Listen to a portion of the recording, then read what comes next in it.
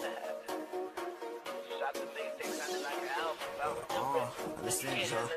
got my gold on, my attitude is disgusting. When you ever trying to rip on pictures are coming. Yeah, I say with my crew, and you know the who's up and I'm elevating up my day. And I've been chasing the money, and my crew is behind me, relying on me like bunching. And what they say, they be young, but you already done it. Me a man if you wasn't, middle finger to the haters, and they talking like rubbish. And I don't like the hoes, I don't see hoes. I don't care the hoes, make all I know is trying to stack this paper. So they money won't fold and not to touch you down. But I put the hoes now, what the hell is up when they got rock? Money is power, I want my love, money get locked. And when I put that Lamborghini right up under the lot, sit back and watch the hoes, gonna watch you plot like, and then we're back to the old way. Your gas and the made me. That's what the cop, I'm working way too hard to go and remain the same way. I'm gonna get to the top. No matter if I do, you should race me. Because I'm young and I'm busting, I hear the hitters of mine, but understand it cannot play me. See, I've been paper chasing. These females have been choosing. Just a kid been elevating, bussy. Good evening, ladies and gentlemen. Let's all rise for the national anthem.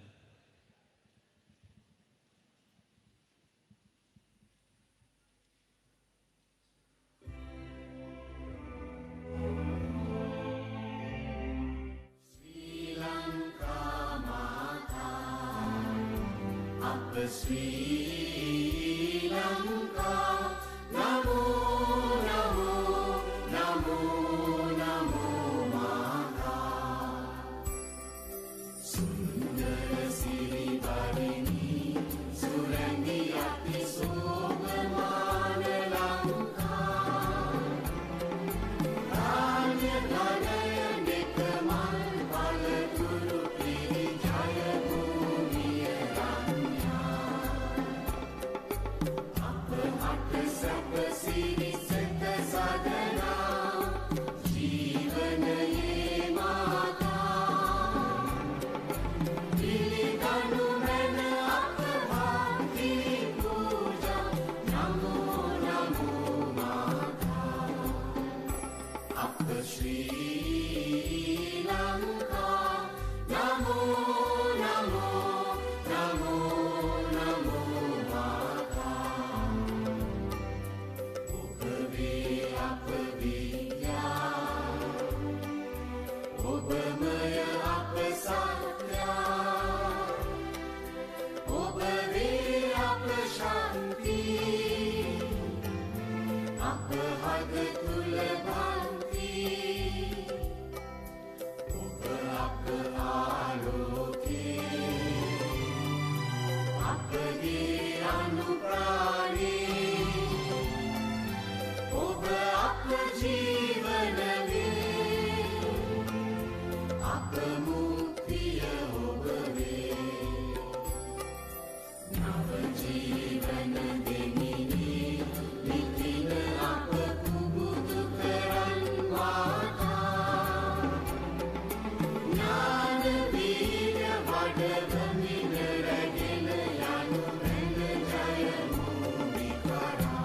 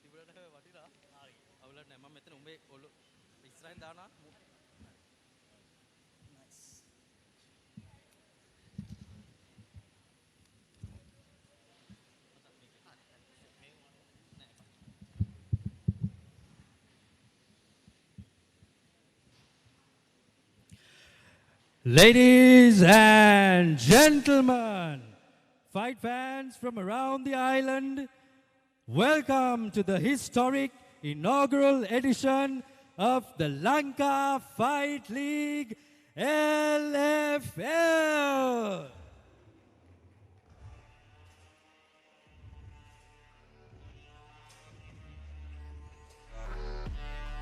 Today's event is presented in association with and sanctioned by the Boxing Association of Sri Lanka, BASL.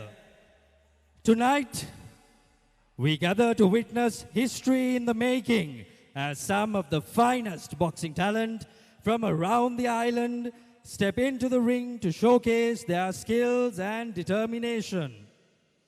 From minimum weight to middleweight, from men's to women, tonight's fight card is stacked with talent, passion, and raw determination.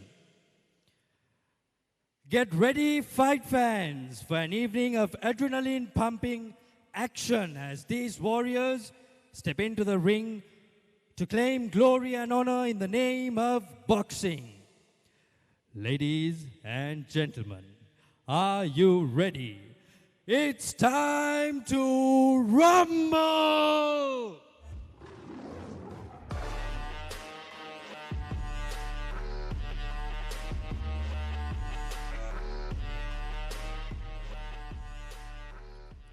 The first bout of the night is from the men's bantamweight category under 54 kilograms.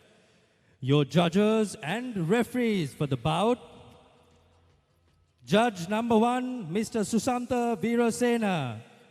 Judge number 2, Mr. Kapila Sugatadasa. Judge number 3, Miss LYS Prabhudika. Judge number 4, Mr. Lakshman Tilakaratna. And Judge number 5, Mrs. Chinta Veerasinghe. The medical officer for the night, Dr. Buddhika Lokugamheva. And ladies and gentlemen, your referee for the bout, Mr. Nishanta Dharmadasa. Introducing first, fighting out of the red corner with his head coach, one-star International Boxing Association, Dhanusha, representing the Sri Lankan Army. Officially weighing in at 54 kilograms, a seasoned veteran with gold medals from national championships and defense services tournaments. Ladies and gentlemen, let's make some noise for Pierre!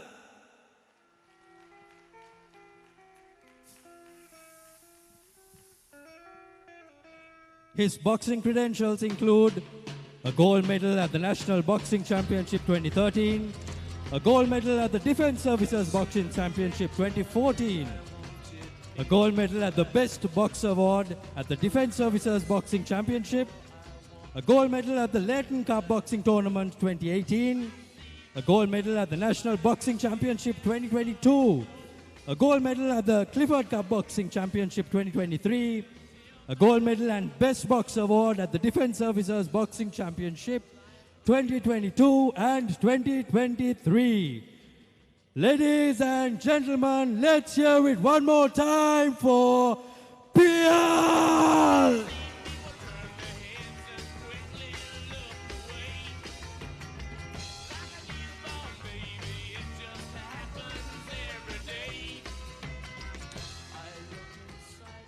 And his opponent fighting out of the blue corner with his coach, two-star International Boxing Association, Sampath, officially weighing in at 54 kilograms, representing the Sri Lankan Air Force, an international contender with a journey spanning across continents. Ladies and gentlemen, give it up for Lasindhu!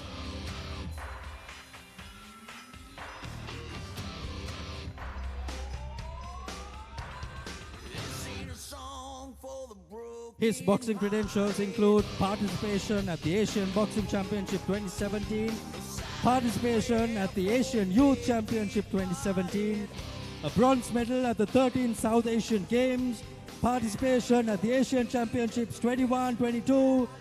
Ladies and gentlemen, fighting out of the blue corner. Let's hear it for Lasindo.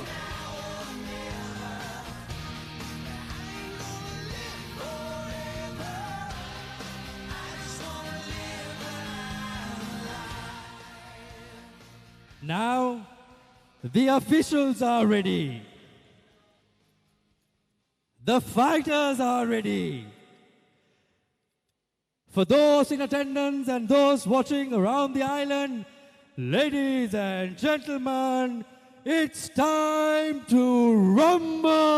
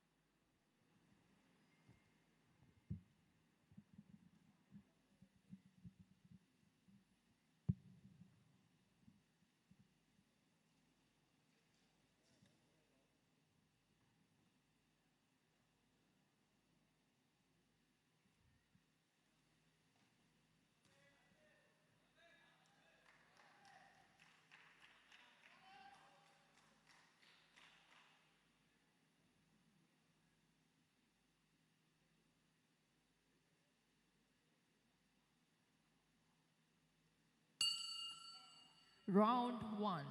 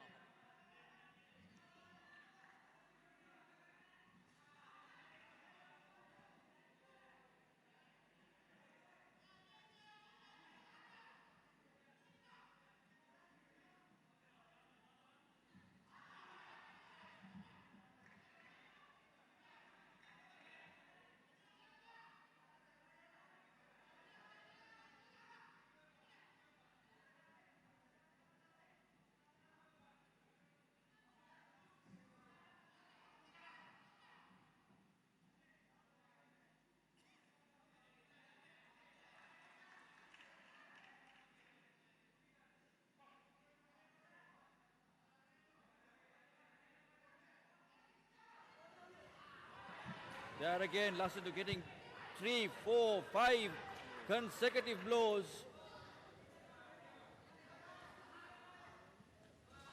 He's definitely taken this round.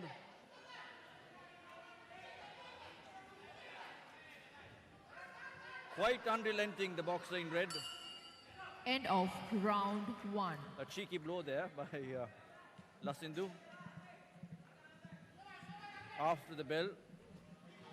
but they depart in good sportsmanship. Aslam, I think Iranda had the advantage in that bout. Iranda in the Dharmasena in the red corner. Yes. Had the advantage. That was quite clear.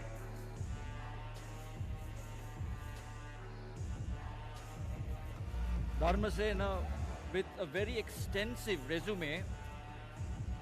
He's got gold medals in virtually every tournament he's participated in.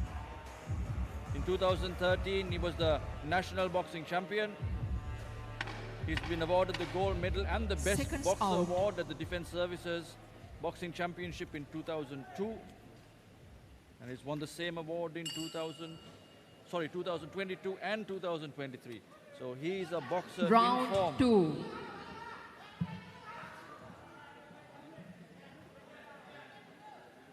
Lasindu, on the other hand, has been a prominent schoolboy boxer.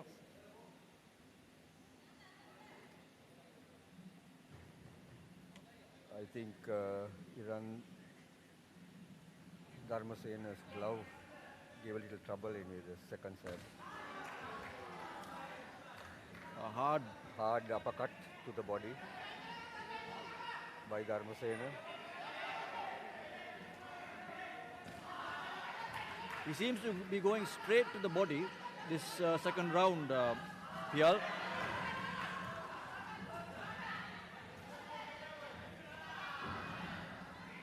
Lasindu seems to have not understood the reach advantage of his opponent.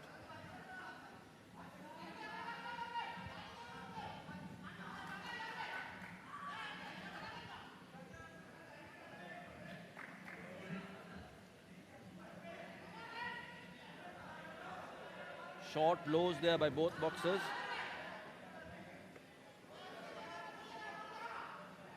The boxer in blue will have to do a lot more to impress the judges. That's my opinion.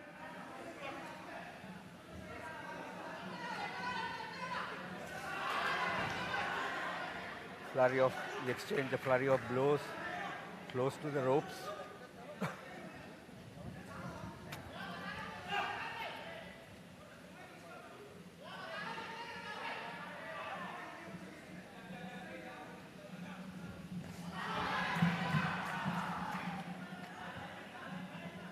Lasindu seems to dip in order to move in instead of sidestepping, and this is something his opponent Pial seems to have caught on.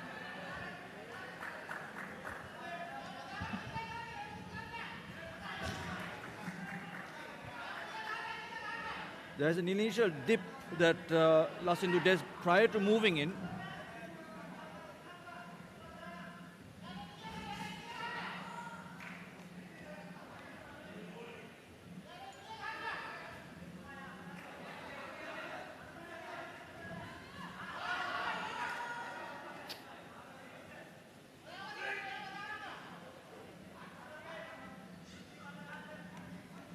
Both boxers very eager to exchange blows.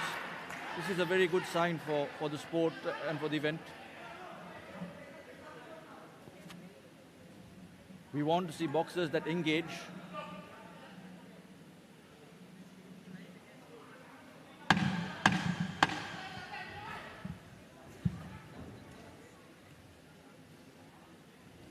Last 10 seconds of the bout. End of round Both boxers 2. not showing a lot of hesitance. Continuing at the same pace. End of round 2.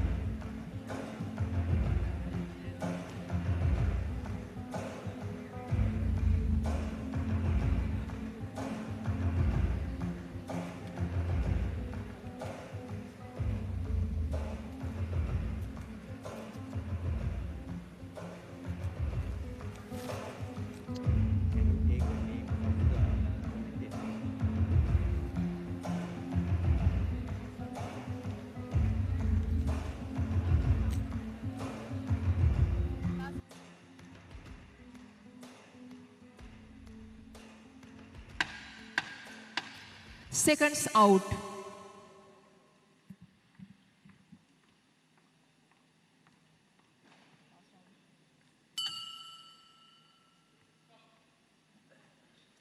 The third and final bout. Round for third and final round. Referee Dharmadas gives them some last minute advice. Final round.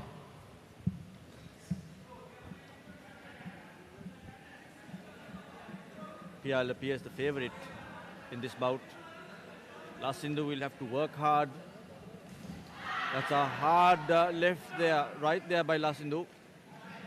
Connecting quite firm. It seems to have shocked Pial. Another hard body shot there by Pial.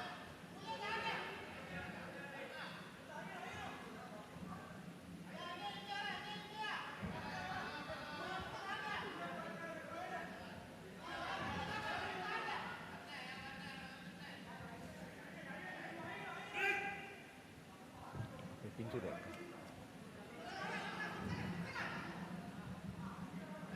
Really talk. Oh. And now the bout.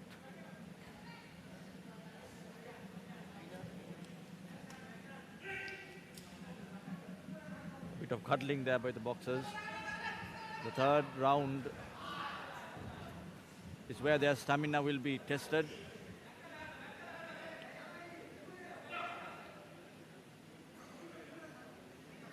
Referee cautions them to keep their head up.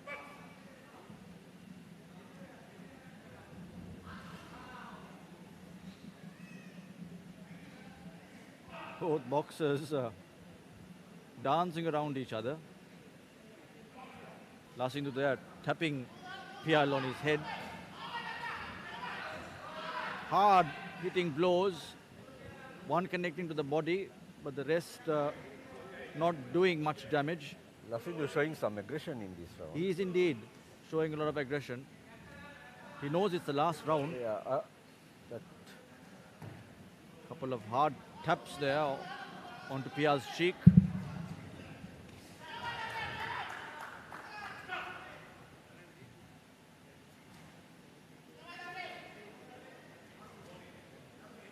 Oh, he's been warned there. caution. He's been cautioned for turning. Warning is you should just kill his caution.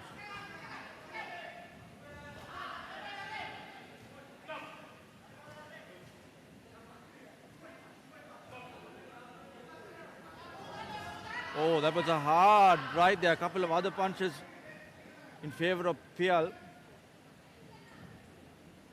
Lasindhu seemed to have been ahead at the beginning of the round, but now Pial gaining momentum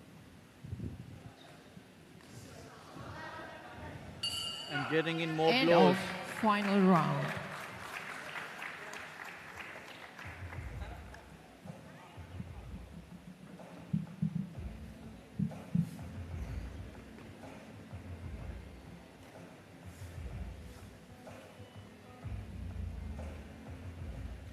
We're now off for the cards.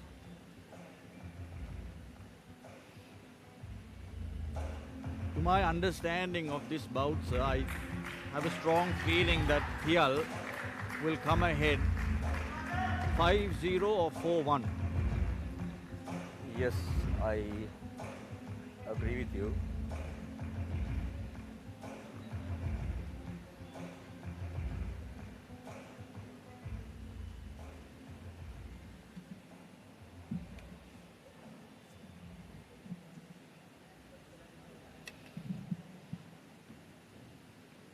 We wait the decision for the first bout of the day. Ladies and gentlemen, there you have it. After 3 rounds of thrilling action, your winner of the first bout by unanimous decision, we have the red corner.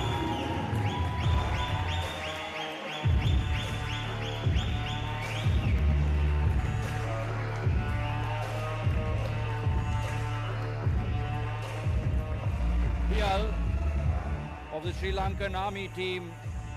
As In the red expected, corner. as expected, wins the bout. Yes, it was quite a comfortable victory for Pial. Although Next Lasendu up, did we have the presentation First ceremony, end of the bout, he for tried which hard, but it was too late. I would like to invite Pratap Nanaikara, Director LFL Legal, to hand over the checks to the winner and the runner-up.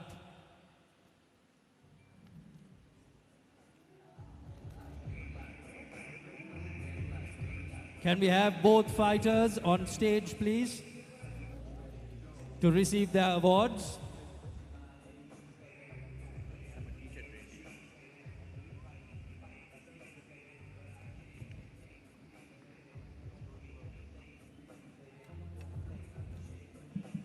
Ladies and gentlemen, the winner by unanimous decision, the red corner!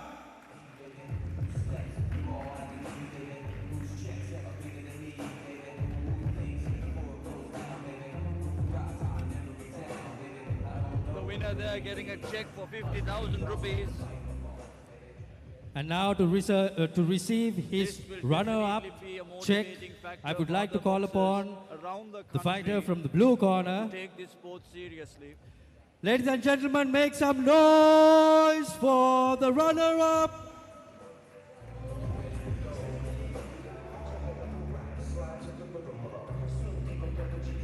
And Lasendu will receive a check of 25,000 rupees. All right, thank you, Pratap. A great initiative here by the Sri Lanka Boxing Association. Remember, this is The only second first bout of the time night is an from event the of this women's magnitude has minimum been weight organized by category the Sri under Lanka Boxing 48 Association. kilograms. Kudos to all the organizers.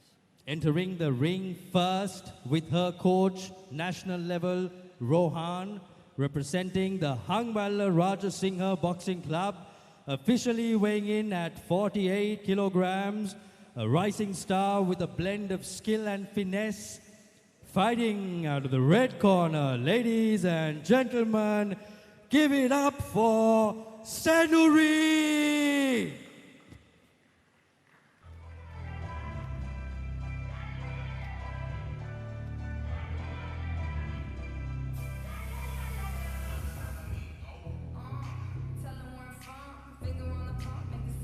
Her boxing credentials include a gold medal at the All Ireland School Games 2019, gold at the BASL Leighton Cup Boxing Tournament 2022, bronze at the BASL Clifford Cup Boxing Championship 2023, and bronze at the 47th National Sports Festival 2022.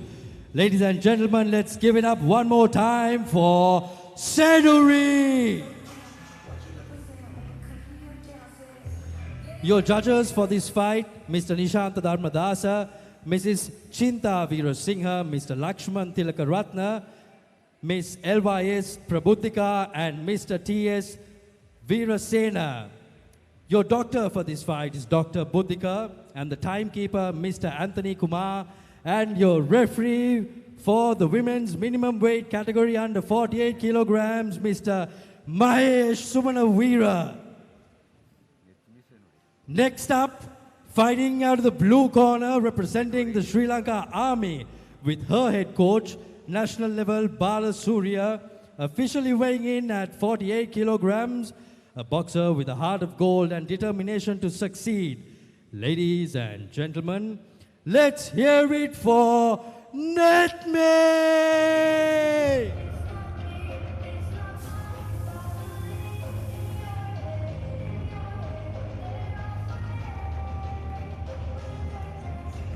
Her boxing credentials include a silver medal and best loose at the intermediate boxing tournament, bronze at the National Boxing Championship, gold at the intermediate boxing tournament, gold and best box at the Leighton Cup Boxing Tournament, gold at the Clifford Cup Boxing Championship, and gold at the National Boxing Championship 2023. Ladies and gentlemen, let's give it up one more time for Netme!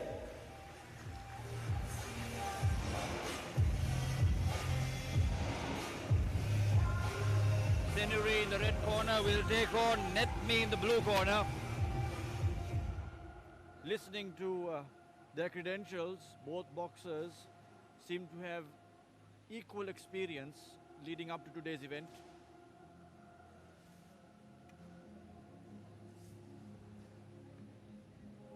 Now the officials are ready, the fighters are ready. Ladies and gentlemen, let's go to war!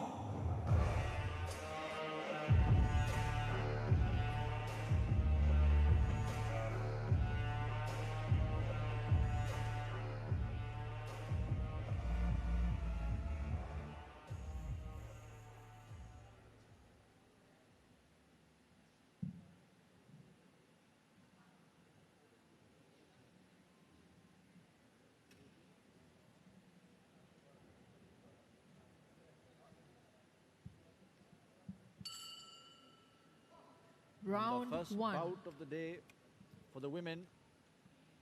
This is a 48 kg minimum weight category bout.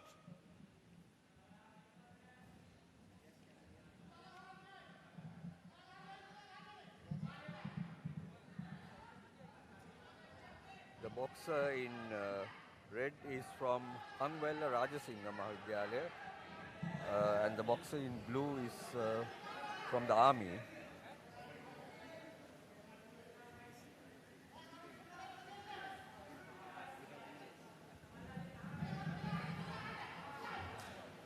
The boxer in blue, Netmi seems to be ahead, but this is too early to be predicting a winner. He Boxer seems in to be blue is attacking left-right combination. He got a couple of rights there to connect. Senuri seems to be taking the back step,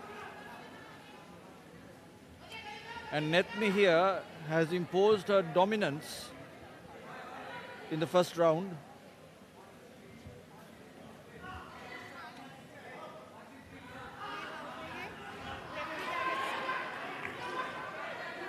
මේකද ඊළඟ එකද?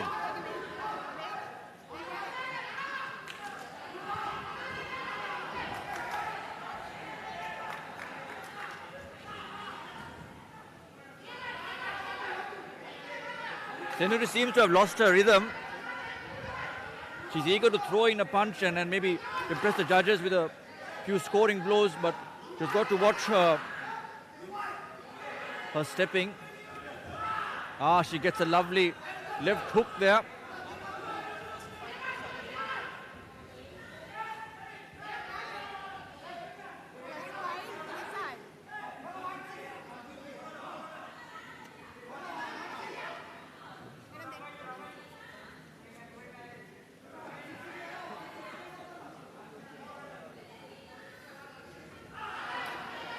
A lovely uppercut there by Senuri.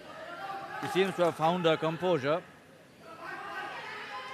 You see, boxing is not all about throwing in punches. You've got to maintain your stamina.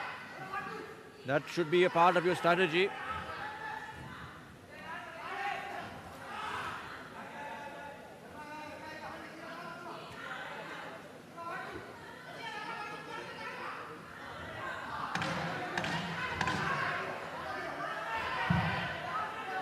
Very close bout, this one.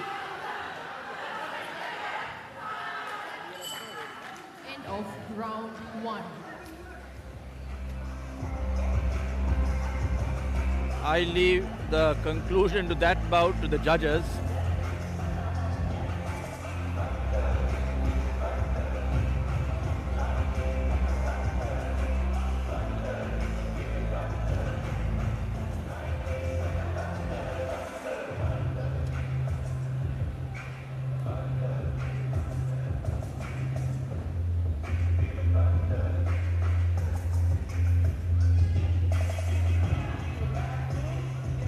The second round is the coach's round. By His the advice- officials for this bout is the referees Mr. Mahesh Sumana Veera, and the judges are Mr. Nishanta Dharma. The judges are Mr. Nishanta Dharmadasa, Mrs. Chinta Veerasinghe, Mr. Lakshman Tilakaratna, Ms. Prabudika, and Mr. P.S. Veerasena. Timekeeper is Mr. Anthony Kumar, and the doctor in attendance, Round Dr. Buddhika two. Lokogamahe.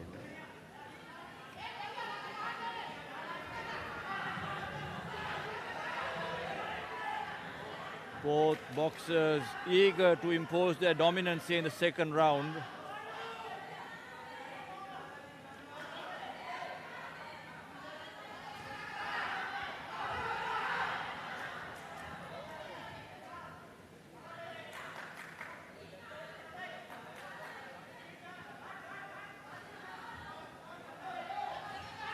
That's a lovely left hook there by the boxing red Senuri. That's another right hook. But Netmi there creeping in and throwing in a left hand.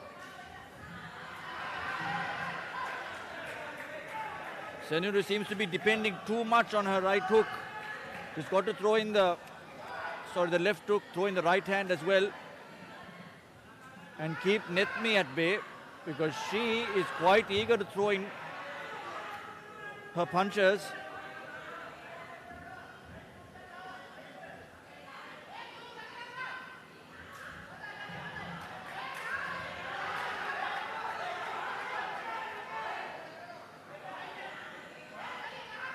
Coaches on by either side of the ring screaming out commands.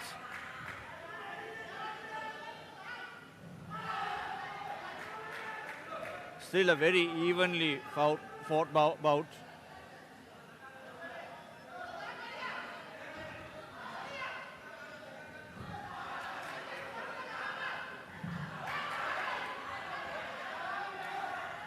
Netmi throwing her first punch to the body.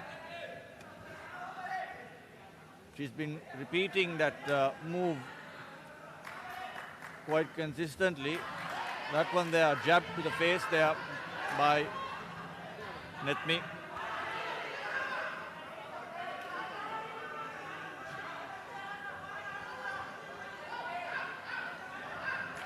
I feel Netmi here is slightly ahead because of the rapidity of her punches. She's willing to engage. She's the one dictating the pace to this bout.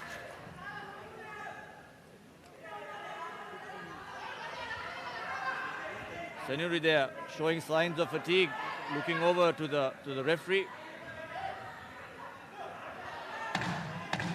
These are gestures that the judges will notice.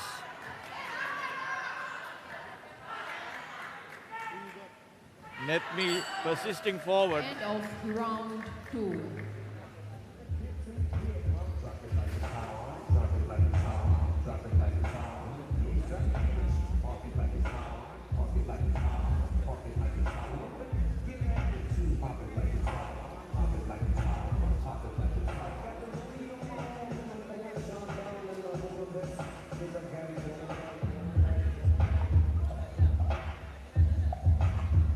This third round, I believe, has to do with how the boxers have trained leading up to this event. Yes. I would always give the first round to the boxer, second round to the coach, the third round to how they've trained. Yes, it boils down to that ultimately.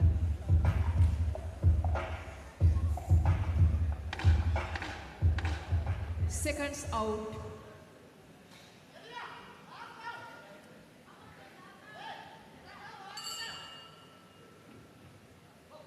Third and the final round.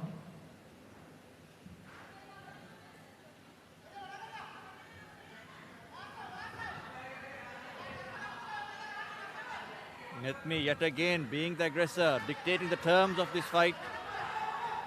Senuri only trying to keep up, defend and attack.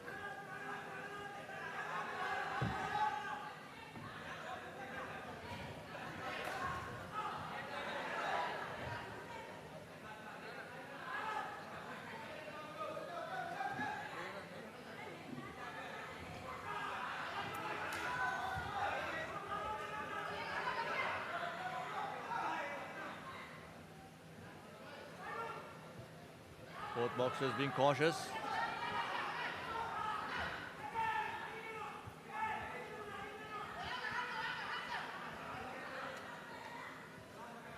Well, although I'm in favor of Netmi at this very moment, I must say that this is a very closely fought bout.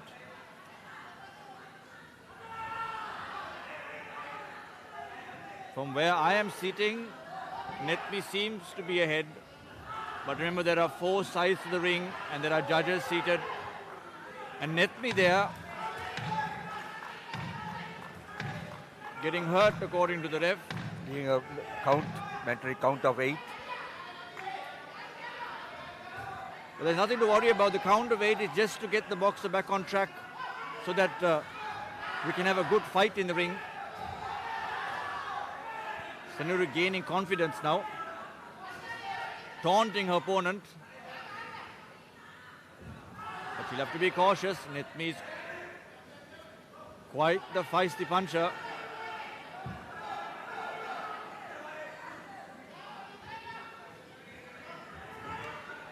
She scored with a left hook.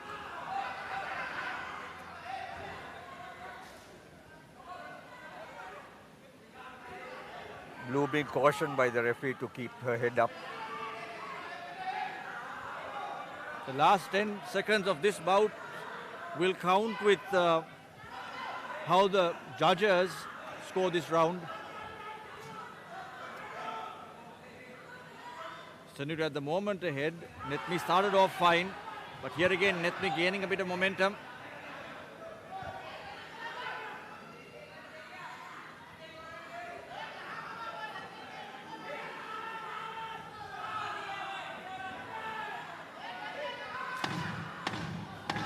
Last 10 seconds. This round will most probably go to the one who impresses the judges now, but neither one of them tried much, Final round. put in much effort to impress the judges during the last 10 seconds. What do you think about this round? I think red corner showed some aggression, but I have a feeling it may be too late because I think the first 2 rounds the boxer from Army, I think, had an advantage. So I have a feeling it was a little too late. But we can never say. We can never say indeed. There are 4 sides to a ring and we are looking at this bout from a very different angle. The Sri Lanka Army team already have a medal under their belt.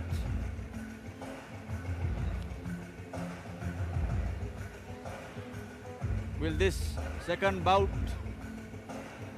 give Army their second victory, or will Hanewala Ranasinghe Boxing Club take the first gold medal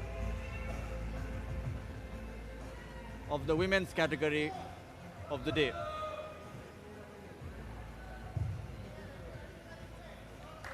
Ladies and gentlemen, there you have it.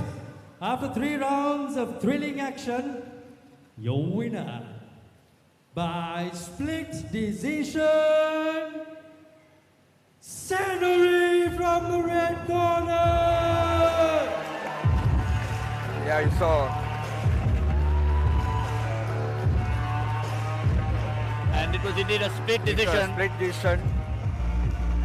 Yeah, this shows that it was a very close bout. It was a close bout, and I think last Next up, we last have the round, presentation ceremony for last which round effort I would seems like to to have invite been Alok sufficient. Acuna, Director Governance, Yes, I Compliance, think the first round and the last LFL, round to hand over the most checks probably to the have winner gone to, and the runner-up. Senuri.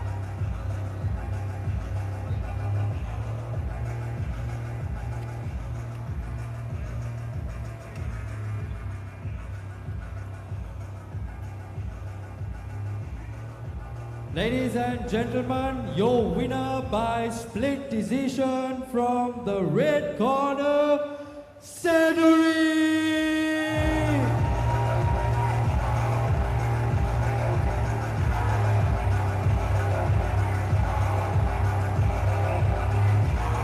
Senuri takes home 50,000 rupees. Next up, we have the runner-up, Netmi from the blue corner. Ladies and gentlemen, give it up for Netmi! And no one goes home empty-handed. 25,000 rupees there. Thank you, Runetni, officials. for giving us quite an entertaining bout. Yeah.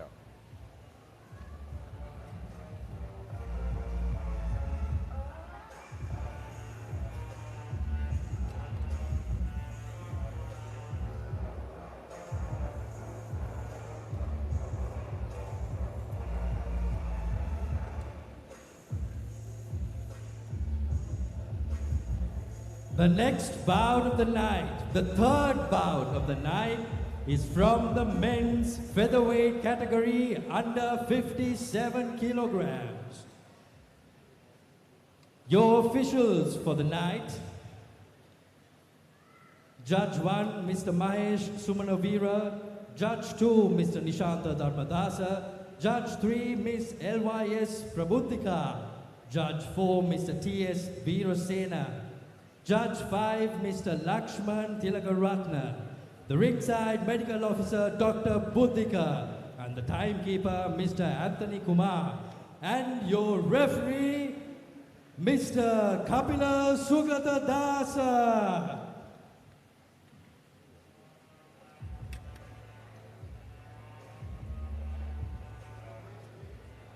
Ladies and gentlemen, introducing first, fighting out of the red corner with his coach, one-star International Boxing Association, Dhanusha, officially weighing in at 57 kilograms, representing the Sri Lanka Army, a fierce competitor whose accolades include gold medals from international tournaments and national championships. Ladies and gentlemen, give it up for Rukmal!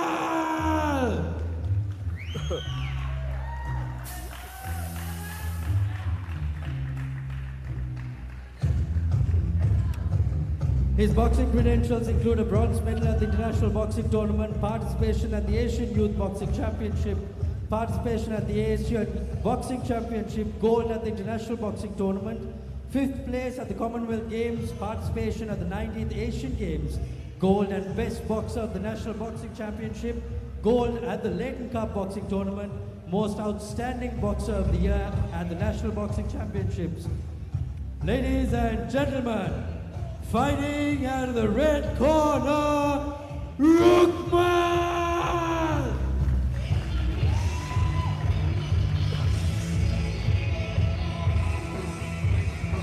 Let's hear it for Rukmal!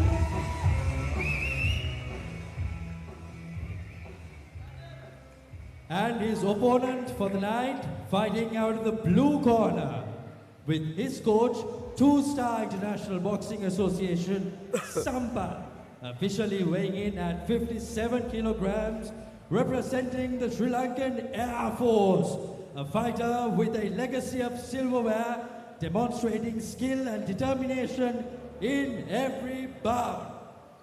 Ladies and gentlemen, let's hear it for Eranga!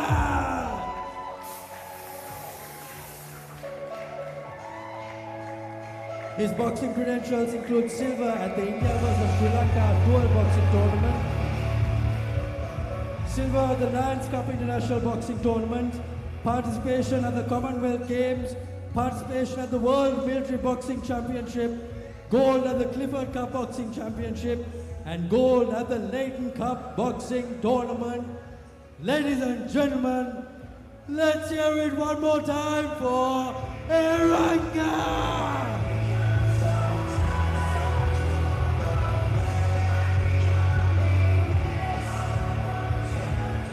Now, the officials are ready, the fighters are in their corner and they're ready.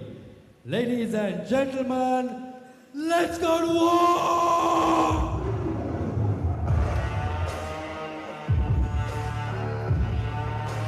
Sri Lanka Army having their third boxer into the ring. This bout is a game between Sri Lanka Army and the Sri Lankan Air Force. Rukmal in the red corner representing the Sri Lankan Army team, and Eranga in the blue corner representing the Sri Lankan Air Force team. Both boxers have had extensive Round exposure one. abroad. And both of them equally well built.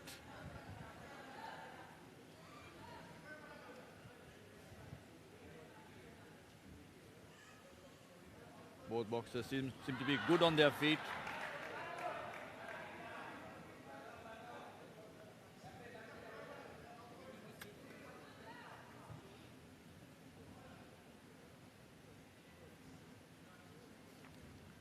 Prasanna is a Prasanna of the army, is a southpaw boxer,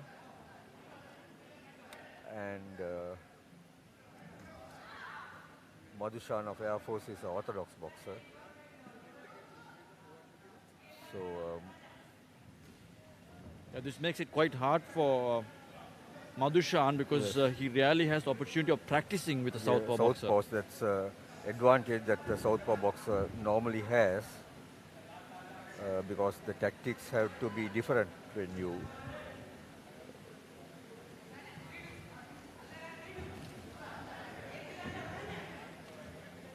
Mighty swings by both boxer, but all in vain.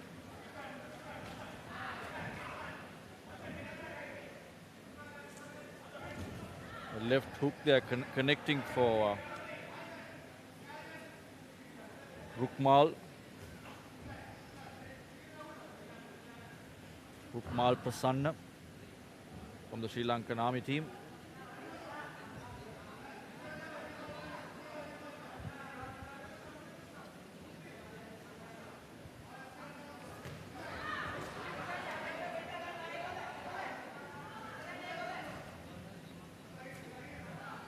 Neither boxer seems to have put their foot down to impress the audience.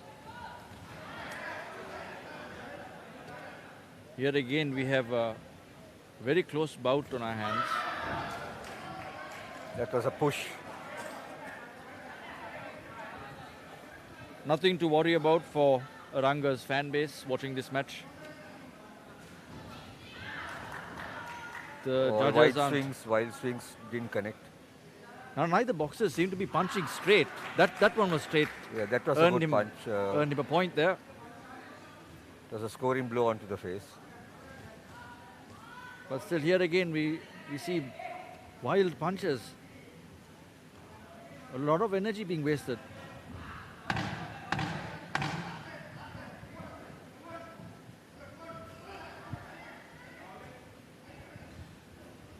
I don't know, please correct me if I'm wrong. I don't see these boxers punching End of straight. round No. one.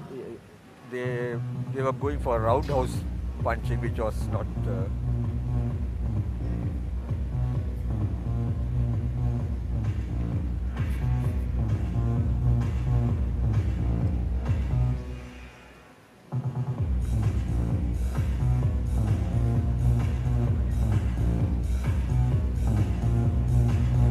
Rukmal got in a few blows in this round. But since they were roundhouse punches, it's quite hard to be precise on who scored more and if punches actually connected. Connect, yeah. It's only the scoring blows that really count. So for that, it has to be the Seconds punch has to out. be delivered with weight onto the target area. So those are the scoring blows which really count at the end of the day. Round two.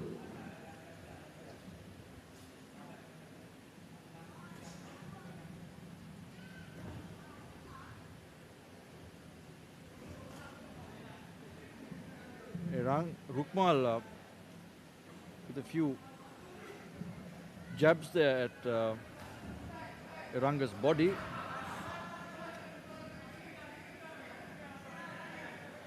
Two quick right hooks, left hooks by, right hooks by Rukmal. Rukmal is a southpaw boxer.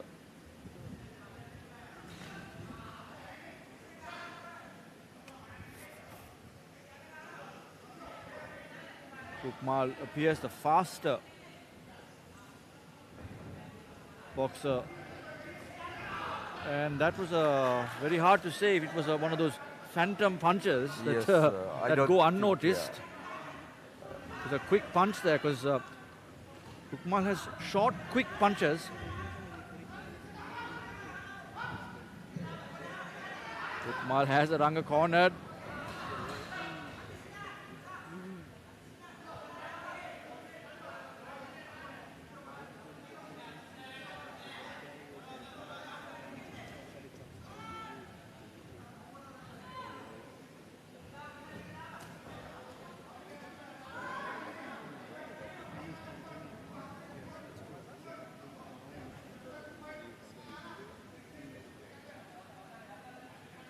Ranga seems to be maintaining his distance.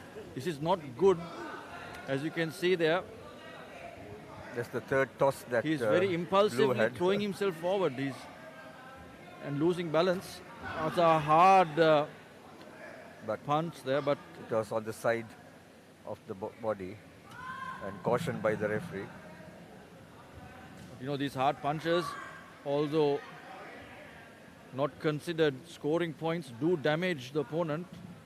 You can see Ranga breathing hard. They're called kidney punches.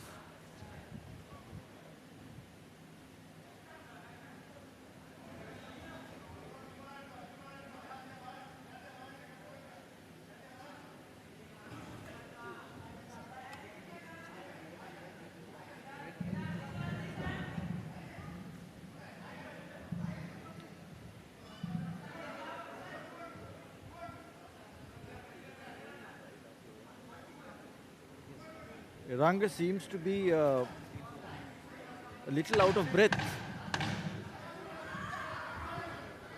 The third round will be a very time-consuming one for Ranga.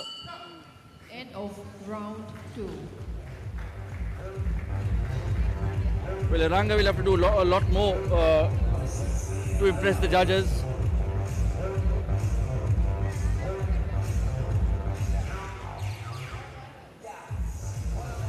Rukmal punches really hard, and I think Ranga is afraid of taking on Rukmal. He's being very cautious. He's being defensive.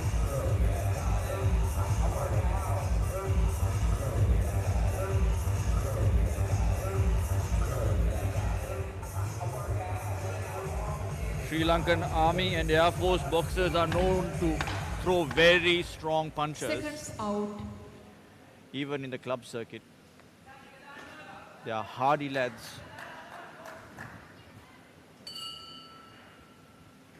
And now we enter the third round, the third and final round.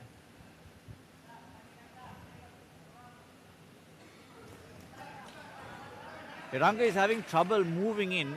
He's not able to outsmart Rukmal's defense.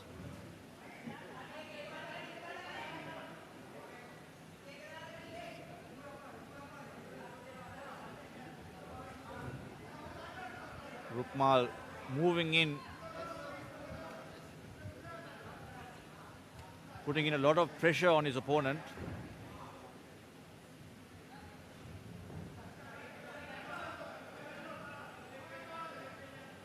Although that was a slick move by Ranga to move away, it won't get him a point. He'll have to take on his opponent. He'll have to be a lot more aggressive to win this bout. Rukmal, a very snappy boxer. There, a bad blow to the back of the head. The referee not seeing that one.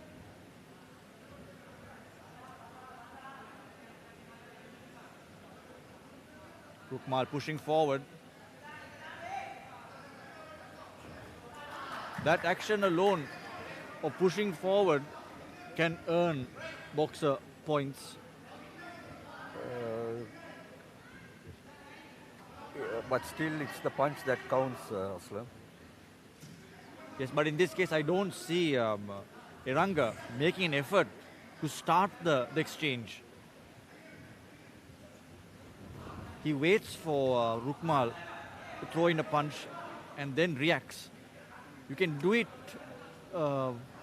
once or twice, but when you make it your strategy, and when you're not connecting to the rate of, throwing your opponent on his back foot, you're not going to impress the judges. You're right, Aslam.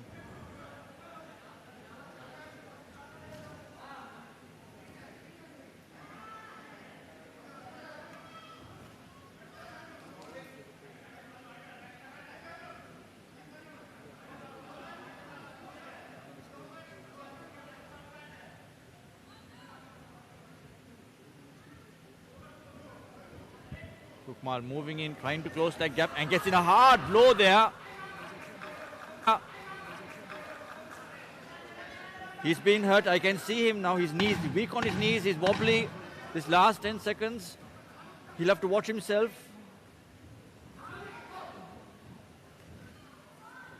Eranga was hurt there, and he is lucky that the round didn't continue any further. His knees did wobble.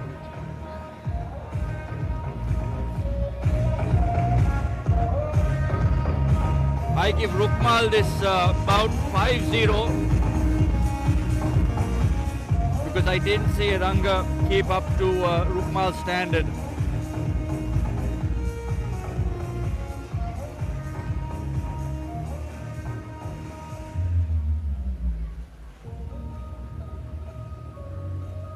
How would you judge this it was bout? pretty close, Aslam. Well, let's leave it to the judges. Yeah, we can do that. Of course. Or we can have a bit of fun. Yeah, of course, there's one thing, like, we are a little further, the judges are at ringside. We are about maybe... about 20-30 feet away. 25 meters away from the ring. Yeah. So our view is not as good as the ringside Ladies judges. and gentlemen, there you have it. After 3 rounds of thrilling action, your winner by unanimous decision from the red corner, representing the Sri Lanka Army, Rukmal! Rukmal wins this bout. Sri Lanka Army have their second winner of the day.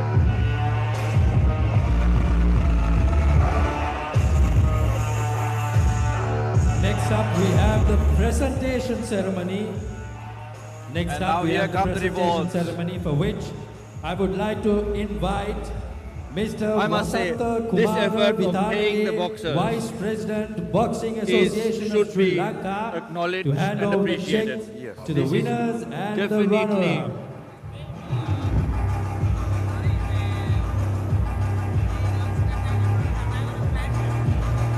This is definitely going to change the course of how boxing is perceived in Sri Lanka. Ladies and gentlemen, let's hear it one more time for your winner by unanimous decision from the red corner, representing the Sri Lanka Army, Rukmal!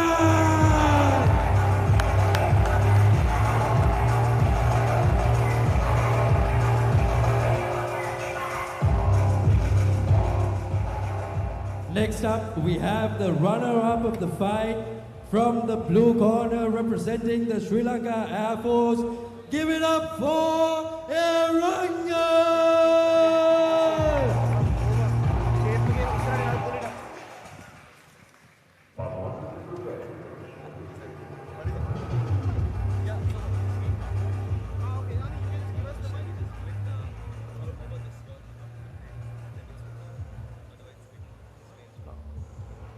We'll do one.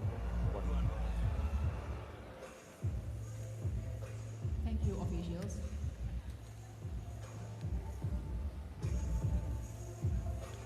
Your 4th bout of the night. is from the women's Bantamweight category under 54 kilograms. Your judges for the fight: Judge number 1, Mr. Kapila Sugatadasa. Judge number 2, Mr. Mahesh Sumanavira. Judge number 3, Mr. Nishanta Dharmadasa. Judge number 4, Mr. Lakshman Tilakaratna. And the final judge, judge number 5, Ms. LYS Prabuddhika. Your referee for the fight, Mrs. Chinta Veera Singha.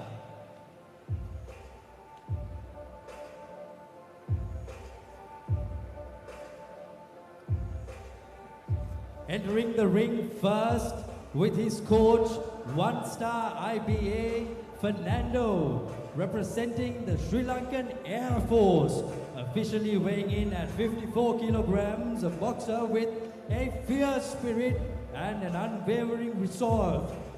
Fighting out of the red corner, ladies and gentlemen, let's hear it for Delmi!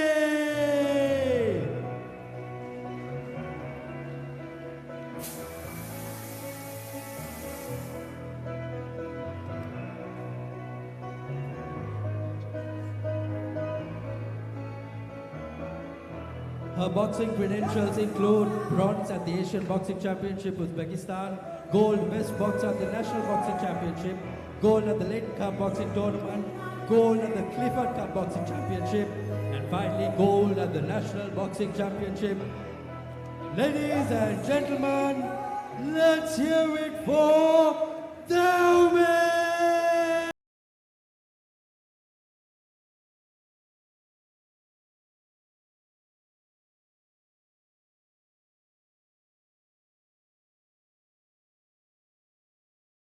Opponent for the night. Fighting out of the blue corner, representing the Sri Lanka Navy, with her coach, two-star IBA Sampath, officially weighing in at 54 kilograms, a boxer with grit and determination.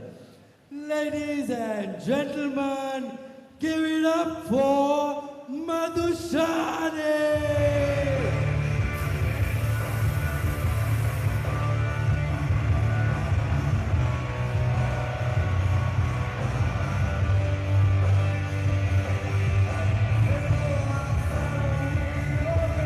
Her boxing credentials include bronze at the Novices Boxing Tournament, silver at the Intermediate Boxing Tournament, bronze at the Leighton Cup Boxing Tournament, bronze at the Clifford Cup Boxing Championship, and bronze at the National Boxing Championship 2023.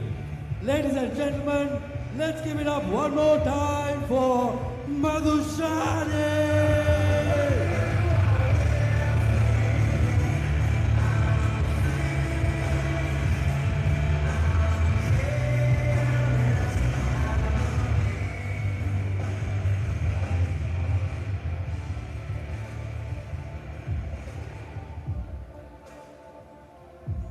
Devmi has a best boxer trophy under her Now, belt. the officials are ready. 2022. The fighters Not are very in long their ago. corner and they're ready. Ladies and more gentlemen, victories. let's go to war! Than Madhushani. A bit more experience.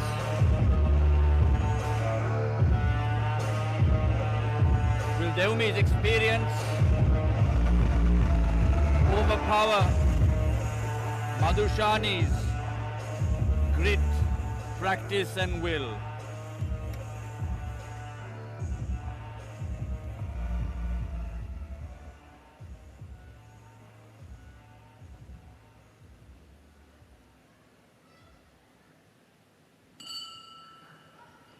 Round 1.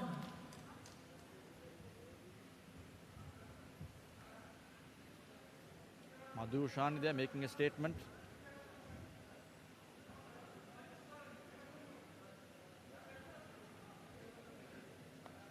Madhushani seems to be quite comfortable in the ring. Complacent at the moment. Malshani threw a few wild blows, didn't connect at all.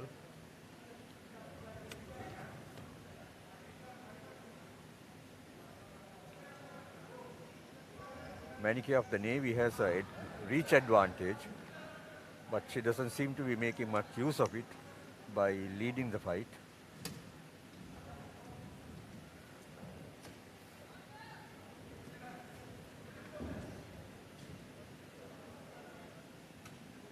I believe Manike is from the Army team. Navy.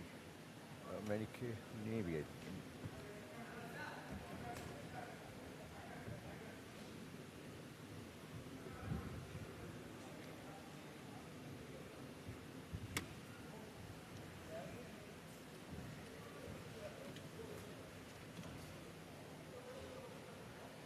The boxer in the red corner, far superior with her reach. But the lady in blue, quite a dancer, moving around like a bee.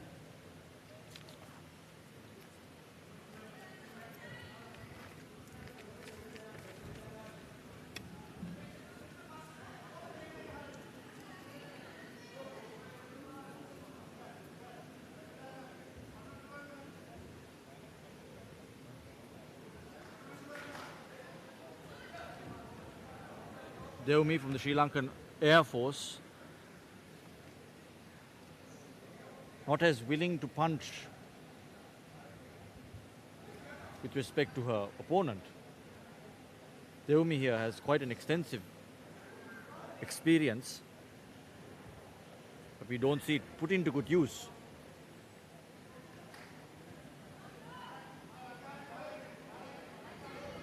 Madhushani, on the other hand, I must say,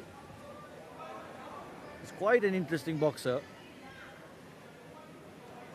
Constantly moving sideways, forwards, searching for a gap, and when she does, she fearlessly moves in. This is the type of spirit the audience like to watch. There again she moves in. End of round 1. Madhushani very bold in the first round, setting the pace, the tempo.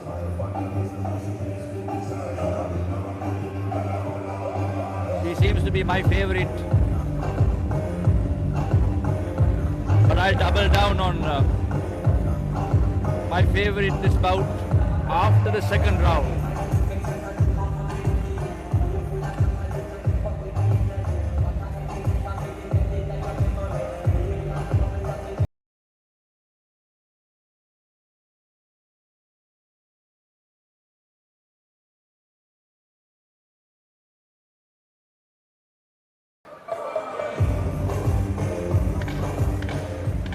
Seconds out.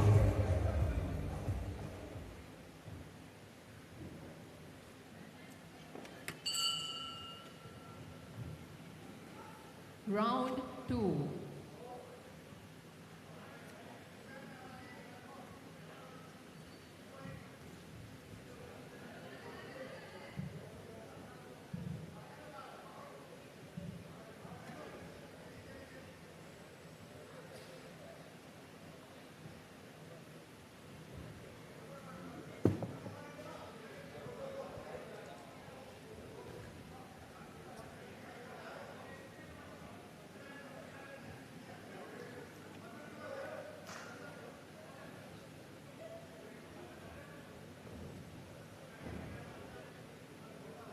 Although we see Madhushani moving in and being very brave, her punches aren't all that elegant. She'll be cautioned there, like I mentioned earlier. The punches she's been warned not to dash out illegal blows.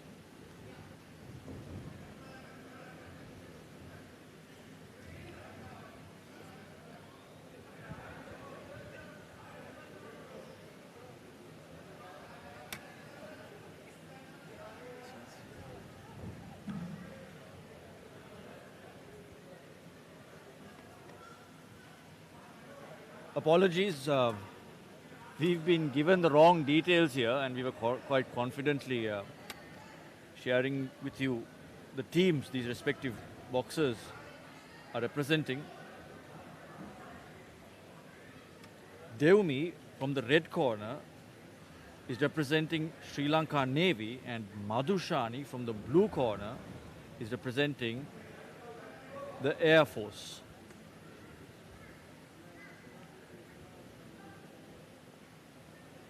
I can still stick to the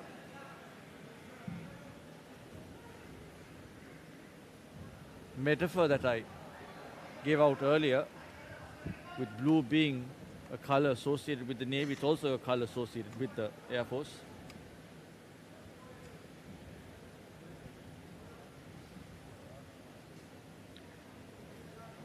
Devumi not looking like she's willing to take on her opponent. She's quite lackluster with her approach. Her punches are half-hearted, not trying to gain the respect of her opponent.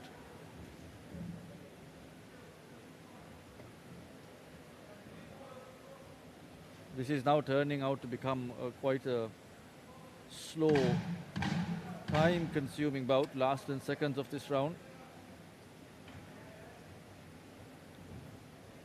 Both boxers not showing much intent. End of round 2.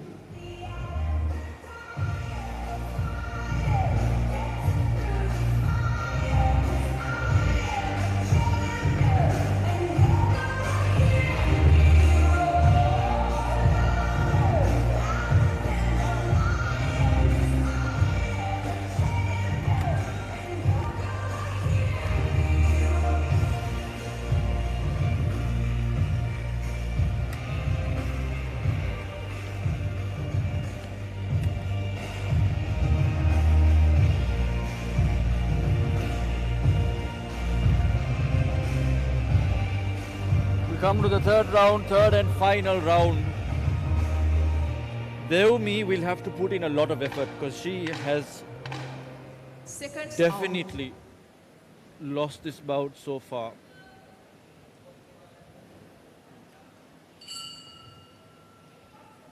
Third and the final round.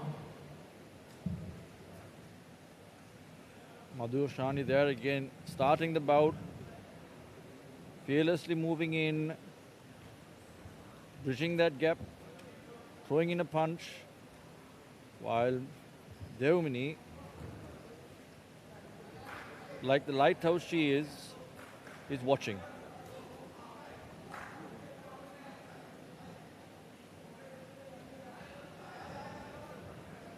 It appears like Devumi wants to powder Madhushani's face with a bit of makeup. She's not throwing in hard punches. There again, I mean, she could have scored there if she threw in a punch. She hasn't earned the respect of Madhushani. If Madhushani punched a lot straighter, she would most probably have knocked out Devumi by now.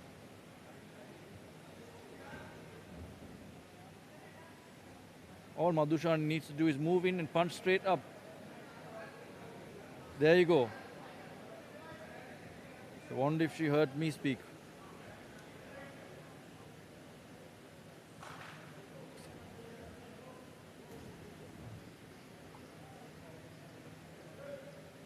This is a clear win for Madhushani, but she'll have to do a lot more to earn the victory.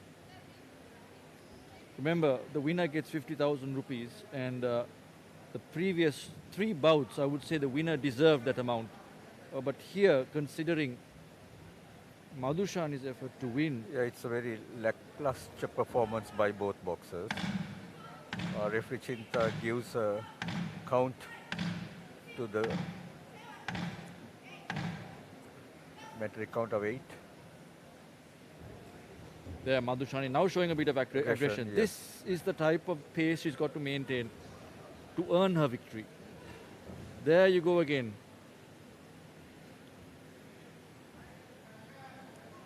She must carve that victory for herself. It should not be given to her. That's a hard right hand there, connecting. But she should have moved forward and continued with that punch. There again, she got it right and then she decided to stop.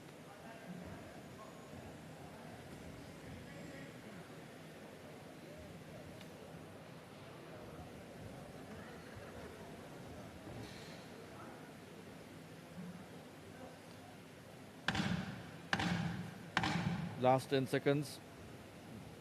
Both boxers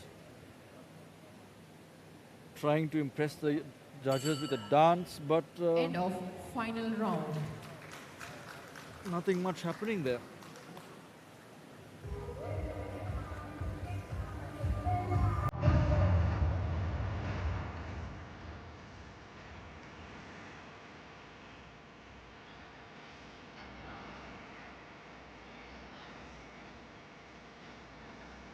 How would you score this round? I would say the boxer in blue won that round.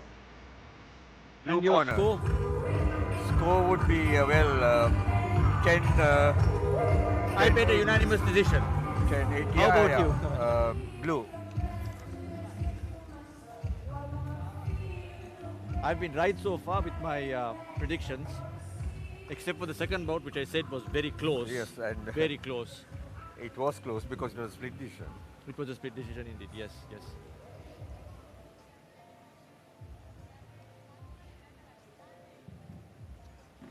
I guess as time goes by, boxers should Ladies be and gentlemen, paid according there to you how have they it. draw in a crowd. After 3 rounds of thrilling action, your winner by That adjective unanimous thrilling. decision from the blue corner, representing the Sri Lankan Air Force, Madhushani!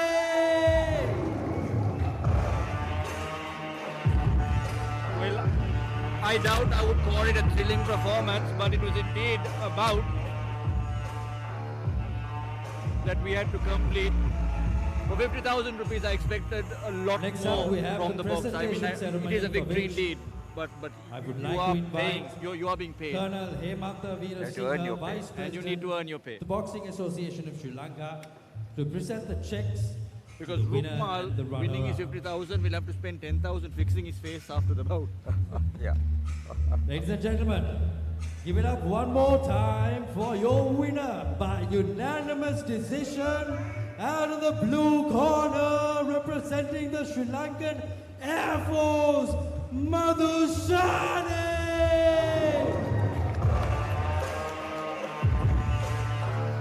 Well, credit must be given to Madhushani as well. She did meet a boxer according to credentials that's supposed to be far superior than her.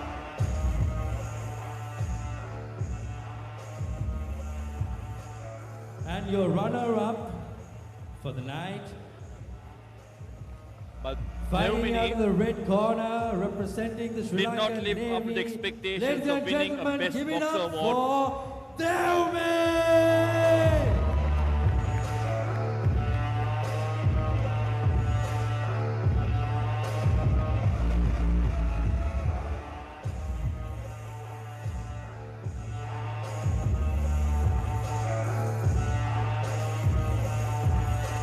Thank you, Ben. Thank you, Vijay. All right, ladies and gentlemen, we have 4 more bouts for the night, but before which we would all like to take a break for about 5 minutes, grab some refreshments, and be back at the venue for the next 4 bouts of the night. Ladies and gentlemen, this is your intermission.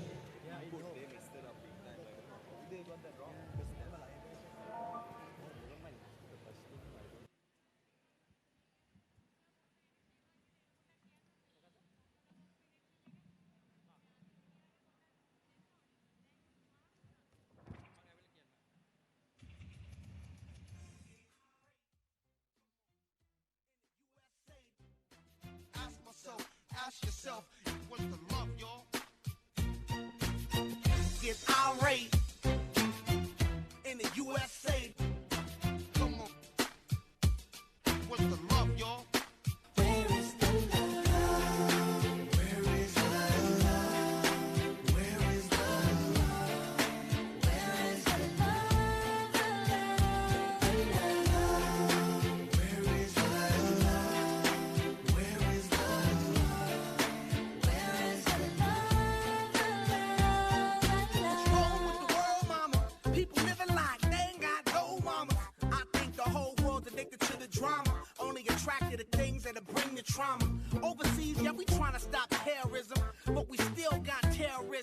vivid.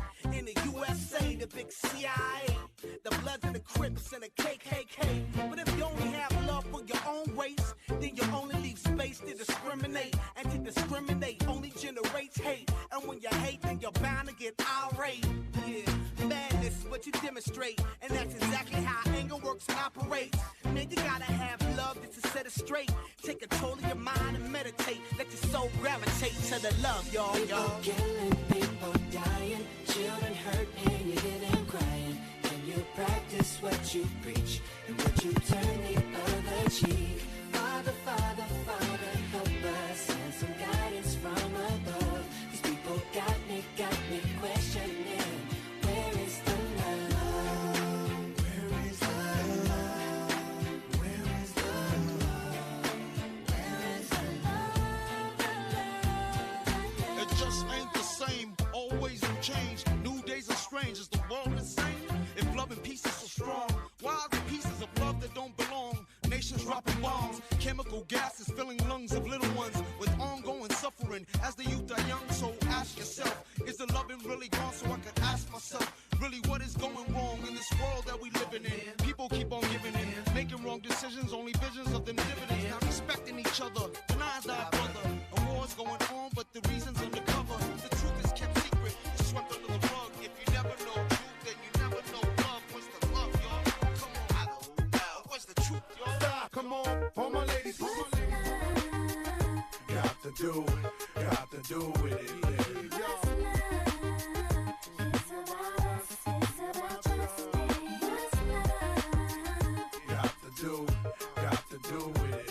What's love? It should be about us. It should be about us. What's love? Yeah, slow down, baby. Let you know from the gate, I don't go down, lady. I want a chick with thick hips and licks her lips. She could be the office type, but like the strip. Girl, you get me aroused, how you look in my eye. But you talk too much, man, you're ruining my high. I don't wanna lose the feeling, cause the roof is ceiling is on fire. And you looking good for the getting, I'm a rider. Whether in a hoodie or a linen, a provider. You should see the jury on my women, and I'm living it up. The squad stay filling the truck with chicks that's willing to trizz with us. You say you got a man and you're in love, but what's love gotta do with a little menage? After the party, me and you could just slide for a few, and she could come too. That's love. Got to do with it, baby. What's love? It's about us. It's about just me. What's love? Got to do with it, baby. What's love? Get your damn hands up. Go get your damn hands up. That's the anthem. Get your damn hands up. Go get your damn hands up. That's the anthem. Get your damn hands up. Go get your damn hands up. That's the anthem. Get your damn hands up. Go get your damn hands up. That's the anthem. Get your damn hands up. It's your birthday. We gon' party like it's your birthday. We gon' sip the party like it's your birthday. And you know you don't give a fuck, it's not your birthday. It's Beyonce. We gon' party like it's your birthday. And you know like it's your birthday. So put your drink up in the back if you sexy. Pull up out front, you see the Benz on dub. When I roll 20 deep, it's always drama in the club. Now that I roll with Dre, everybody show me love. When you sell like them and them, you get plenty of groupie love. Homie, ain't nothing changed, roll down, G's up. I see exhibit in the cutting, man, roll them up. You watch how I move, you mistake before I play up here. Been hit with a few, but I don't walk with a limp. Girl from near and far, I request me banana. Me and the girl, them banana farmer. Do all of them, I request me banana. Daylight come and them no want go home. Give them it one time, 2 times, them want more. Daylight come and them no want go home. Give them it 3 times, sometime them want 4. Daylight come and them no want go home. Me have a Latina girl, she named Cassandra. She tell me say she comes straight from Colombia. So amiga recommend no my banana. Tranquilla mamacita esta mañana. So me do it, so me do it, so me do it, so me do it. And girl tell me say me banana sweet. Them say the length and size make them wait. You know see. Girls from near and far request me banana. Me and the girl them banana farmer. The whole of them request me banana. Daylight come and them no want go home. Give them it 1 time, 2 time, them want more. Daylight come and them no want go home. Give them it 3 times, sometime them want 4. Daylight come and them no want go. Y'all from Spain, Sweden, Ghana and Japan, I ring up before now ask direction. Them want come chill from me plantation. Two girl from France, so them want share. Báilame como si fuera la última vez y enséñame ese pasito que no sé, un besito bien suavecito, bebé. Taqui taqui, taqui taqui rumba. Whoa, oh, oh, oh. Hay music, hay flows. Báilame como si fuera la última vez y enséñame ese pasito que no sé, un besito bien suavecito, bebé. Taqui taqui, taqui taqui, taqui taqui. Eres un besito o un naki, booty explota como Nagasaki. Prende los motores Kawasaki, en la disco está llena y llegaron los Anunnaki. No le baje, el puri sobresale de tu traje. No trajo panticito pa' que el nene no trabaje. Es que yo me sé lo que ella cree que ya se sabe. Cuenta que no quiere pero me tiene espionaje. El puri sobresale de tu traje. No trajo panticito pa' que el nene no trabaje. Es que yo me sé lo que ella cree que ya se sabe. Cuenta que no quiere pero me tiene espionaje. Báilame como si fuera la última vez y enséñame ese pasito que no sé, un besito bien suavecito, bebé. Taqui taqui, taqui taqui rumba. Whoa, oh, oh, oh.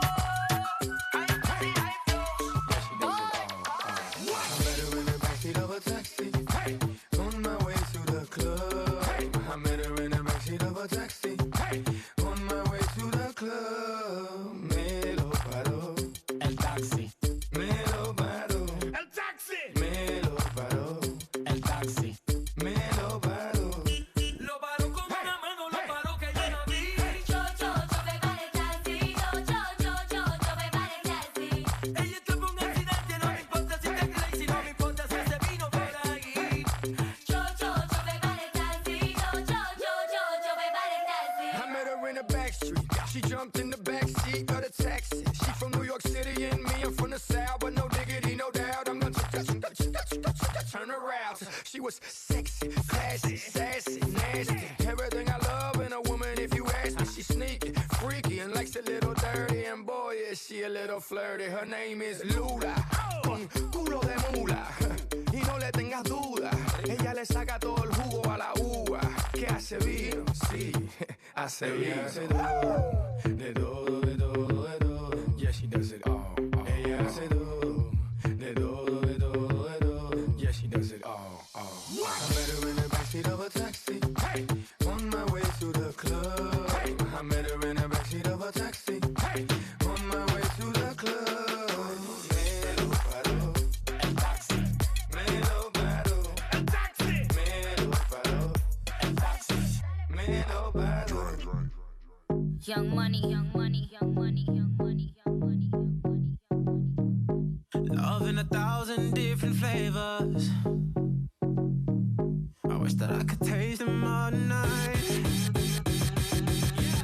No, I ain't got no dinner plans, so you should bring all your friends. I swear that to all of y'all my type. All you girls in here, if you're feeling thirsty, come on, take a sip, 'cause you know what I'm serving. Shimmy, shimmy, yeah, shimmy, yeah, shimmy, yeah. Drink, swalla la la. Drink, swalla la la. Swalla la la.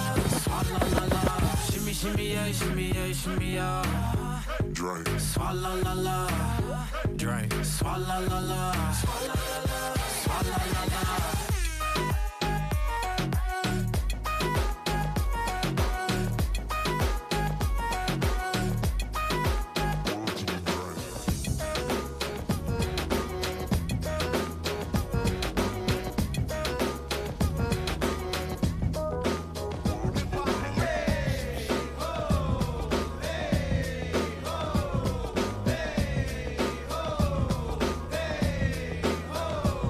You drew a picture on my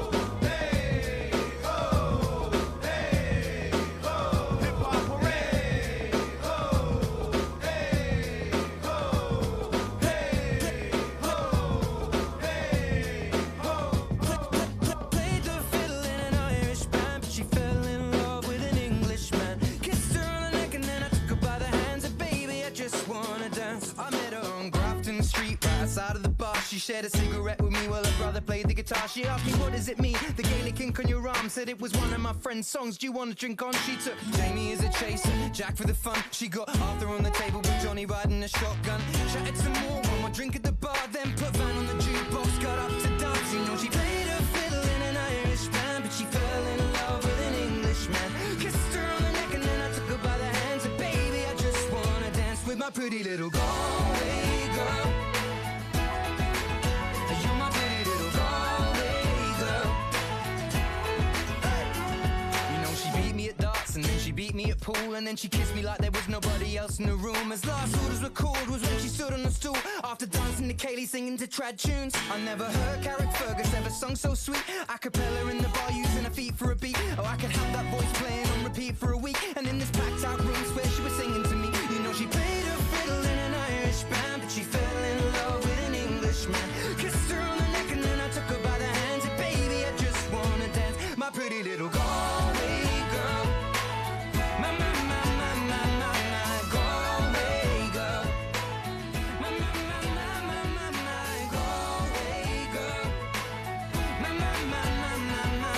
Galway girl. Well, now we'd all said our welcome and it's closing time. I was holding her hand was holding mine. Our coats both smell of smoke, whiskey and wine, as we fill up her lungs with the cold air of the night. I walked her home, then she took me inside, finished some Doritos and another bottle of wine. I swear I'm gonna put you in a song that I write about a Galway girl and a perfect night. She played the fiddle in an Irish band, but she fell in love with an Englishman. Kissed her on the neck and then I took her by the hands. Said, baby, I just wanna dance, my pretty little Galway girl.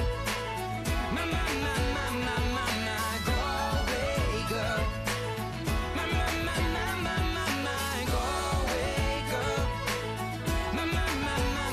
My Galway girl. Hey.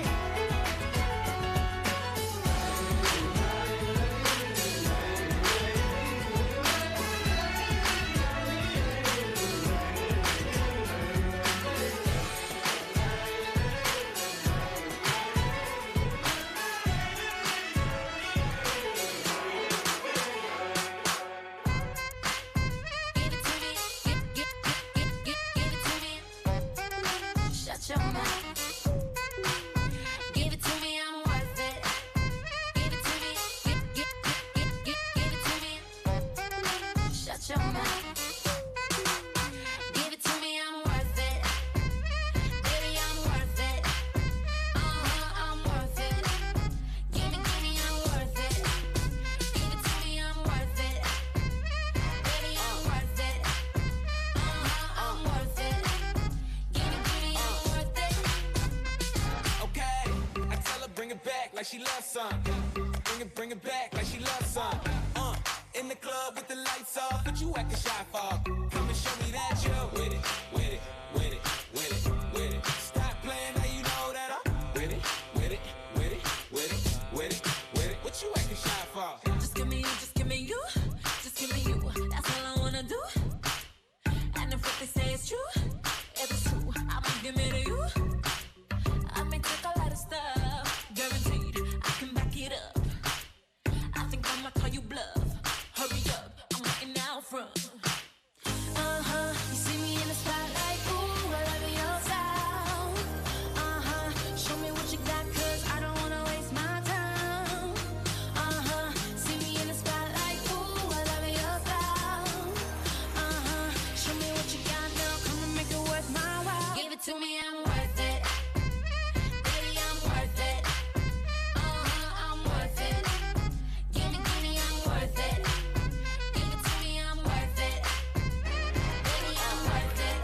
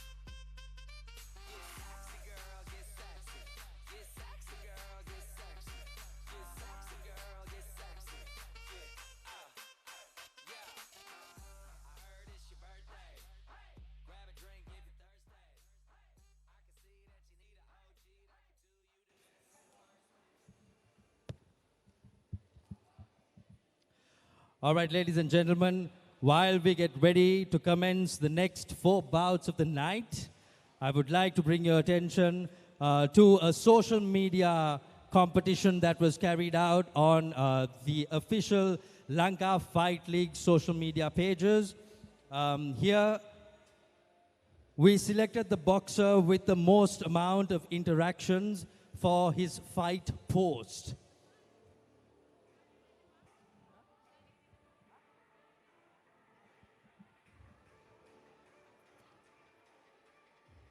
At the time of completion, we had 2 contenders fighting head-to-head, and the contenders are Daniel and Lakshan.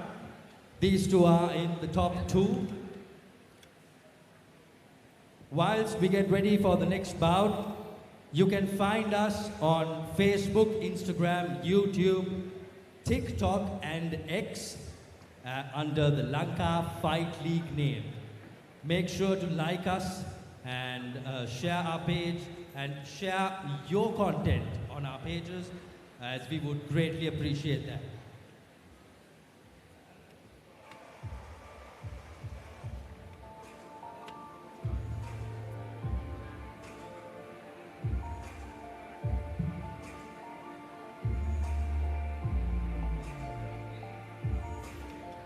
Well, for all the folks who are joining the live at about now, this is the second half of the first ever Lanka Fighting League organized by the Sri Lanka Boxing Association. I am joined by Nishad.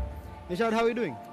It's been a good set of fights so far. There's a lot of entertaining action so far, and we're ready to commence the men's welterweight bout now. So yeah, we'll be interested to see how things go. Man, the third fight was amazing. That was a cracking bout for sure. I thought the fight was going to finish, but I'm surprised it went to the distance. It was insane. Props to the fight in the blue corner, because he showed a lot of grit to stay in the bout. Even though he was hurt, he stayed on his feet, and credit due to that. But at the end of the day, Red came out on top. Amazing. You know, while we're waiting, I just have to mention, you know, the organizers of this tournament. This is the first time this is happening for the first time. An event of this magnitude is happening in Sri Lanka in the sport of boxing for the first time ever. And you know, you have to specially mention the president of the Sri Lanka Boxing Association, Mr. Dayan Gomez, and vice presidents Vasanta Kumara and Hemanta Veerasinghe. We should also mention the team from the Lanka Fighting League, both co-founders, Emmanuel and Lieutenant Commander Chandralal Nanayakara. You know, the Director of Strategy for the LFL team, Charit Senaviratna, Director of Sustainability, Jessica Danielle, Director of Governance and Compliance, Aloka, and Legal Director of LFL, Pratap Nanayakara. I believe we are waiting for the 5th bout, Nishad, between Pathum and Taraka. Both heavily experienced fighters who are going to kick things off in the second half of the event. It's Sri Lanka Army versus Navy.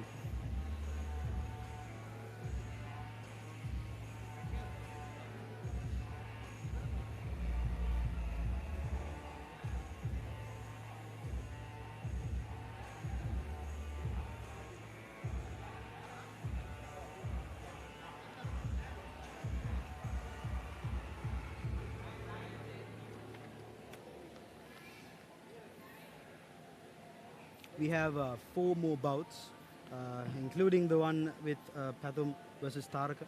And it's important to note that the win prize for this tournament is 50,000 rupees, and the losing purse is 25,000 rupees, which in itself I think is very significant, you know, and it's kudos to the Sri Lanka Boxing Association and the other organizers.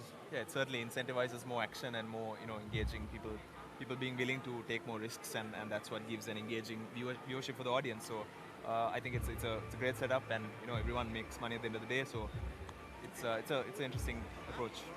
For sure. I mean, this kind of a platform is ideal for a Sri Lankan boxer to say, you know, go to the international arena and compete with the greats. You know, there's never say never is what I should say. What has been lacking so far within the ecosystem of boxing in Sri Lanka has been that stepping stone for people to go pro perhaps, and this could be a good opportunity for them to sort of launch their careers into the next level. Absolutely. So, and some people say that Sri Lanka does not have enough boxers to, talented enough boxers to go to the international arena, which I think is absurd. From what you just saw from these last 4 fights, it's clearly not the case. So it's just the fact that there's missing a platform that's missing, and that's what this event hopes to provide. And so far, it's been a great watch. Because whatever, be it Sri Lanka Air Force, Navy, and Back to Fit club, and all these other clubs, and everyone who trains, all the coaches, they do a lot of work. They train day in and day out, and their commitment to the sport is unwavering. Adding to that, the talent pool here is absolutely massive as well, because at school level people. All right, ladies and gentlemen, hope you guys are refreshed and ready to go for round 2. The 5th bout of the night is from the men's welterweight category under 67 kilograms.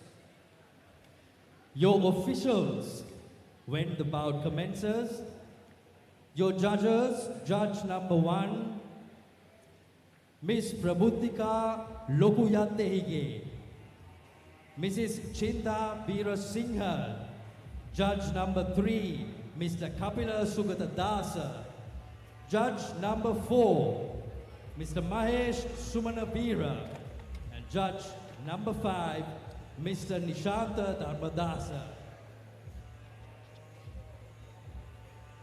Your referee for this bout is Mr. T.S. Veerasena.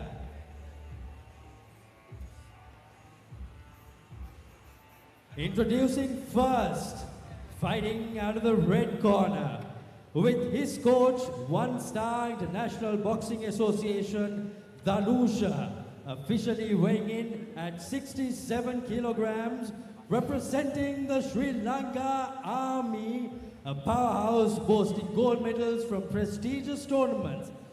Ladies and gentlemen, give it up for Patul!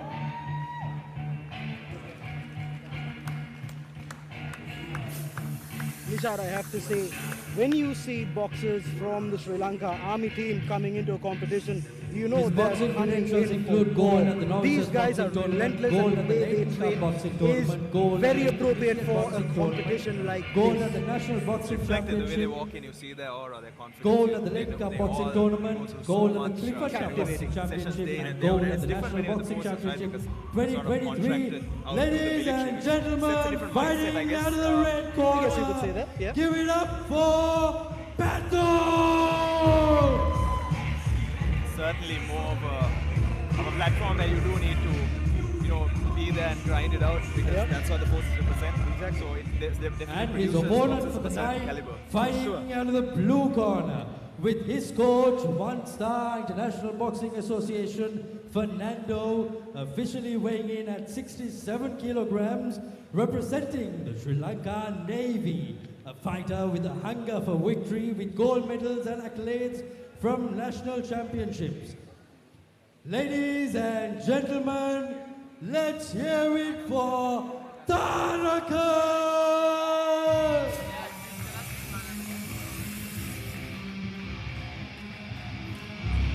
Well, ladies and gentlemen, now you are witnessing the entrance of Taraka from Sri Lanka Navy. His boxing credentials include gold at the Novices Boxing Tournament, gold at the Intermediate Boxing Tournament, gold at the Defence Services Boxing Championship, silver at the Lanka Cup Boxing Tournament, silver at the Clifford Cup Boxing Championship, and gold at the National Sports Festival.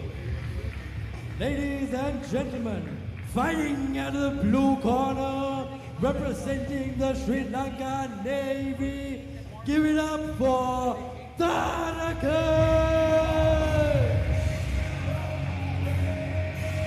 Now, the officials are ready. The fighters are in their corner and they're ready. Ladies and gentlemen, are you ready?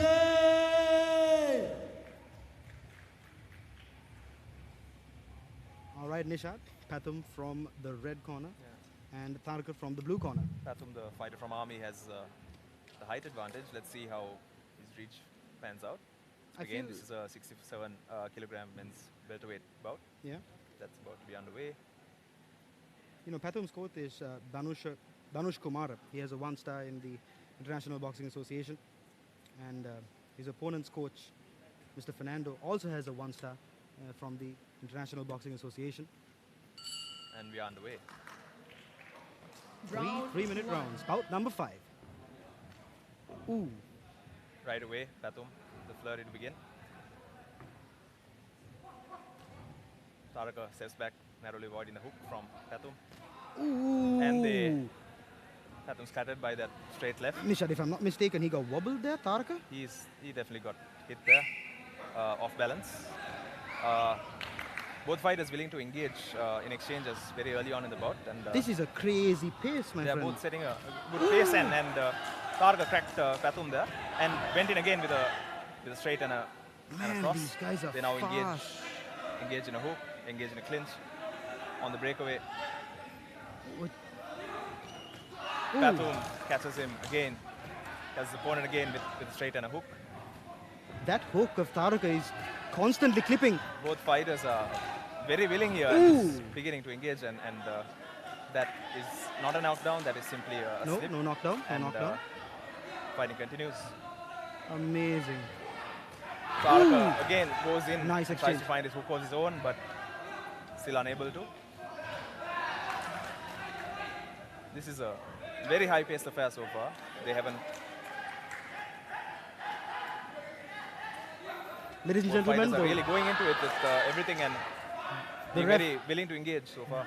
The referee of the 5th bout is Mr. Veerasena. And they break away and re-engage. Oh my God! It's a neck and neck affair so far. Both fighters have managed to land clean, and still midway through round 1, and Nishad, if I'm not mistaken, they're both going at each other with wild haymakers, and both of them are connecting. definitely vicious intent behind all of these blows, and then they're finding their way. So both fighters have landed so far, and it's hard to say who outstriked who. And as you can see, when they do close the distance, they're being willing to engage in the clinch, and of course the referee will break you away when you do that. Yeah. So Taraka seems to be very aware of that. Ooh! They're both exchanged there, and they both landed at the same time. Both landed cleanly, so it's a very well-matched bout so far. My God. And neither fighter really controlling the pace or the trajectory of this bout. Nishad, I feel sorry for the judges because this is very close and very even. I don't envy them for sure, because it's really difficult to score bouts like this where, you know, two fighters are going in and exchanging blows. I'd say they're both equally aggressive. Yeah. They're not afraid to get into danger. Yes, and I would say the real winners of this first round so far are the audience, because you can see a lot of fun, high-paced action here, and it's pretty sight for sure. Again, another nice exchange, left. both landing. You know, Taraka landed a nice left hook to the side. On the breakaway. Oh my God. End of round 1. Wow, what a round. Evenly matched fight, and an even round, I would say.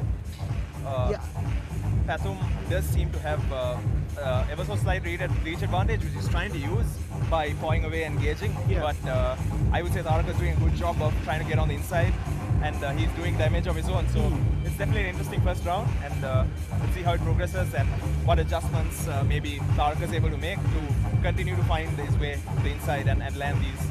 I think this is a perfect moment of blows, as you can hear across the arena. This is a perfect moment, like mentioned. You know, Pathum is a gold medalist at the Novices Boxing Tournament 2019. He's a gold. He won gold at the Leighton Cup Boxing Tournament in 2022, and he has won gold medals at many, Clifford Cup Boxing Championships, according to the details that we have here. The National Boxing Championship in 2023. He's an all-round boxer, and his past accomplishment speaks for them itself. And Taraka is.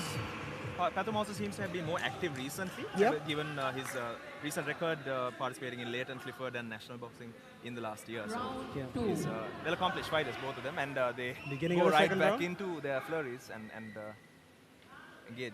Referee separates both fighters. Referee gives. The last time Taraka fought was in 2023, and it was at the National Sports Festival, and he won gold.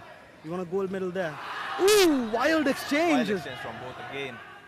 These are again calculated aggression from both fighters, so I wouldn't necessarily call these wild flurries. They're both calculated, and they're doing a good job of landing cleanly. So And they're both clipping each other with, definitely Ooh. connecting clean.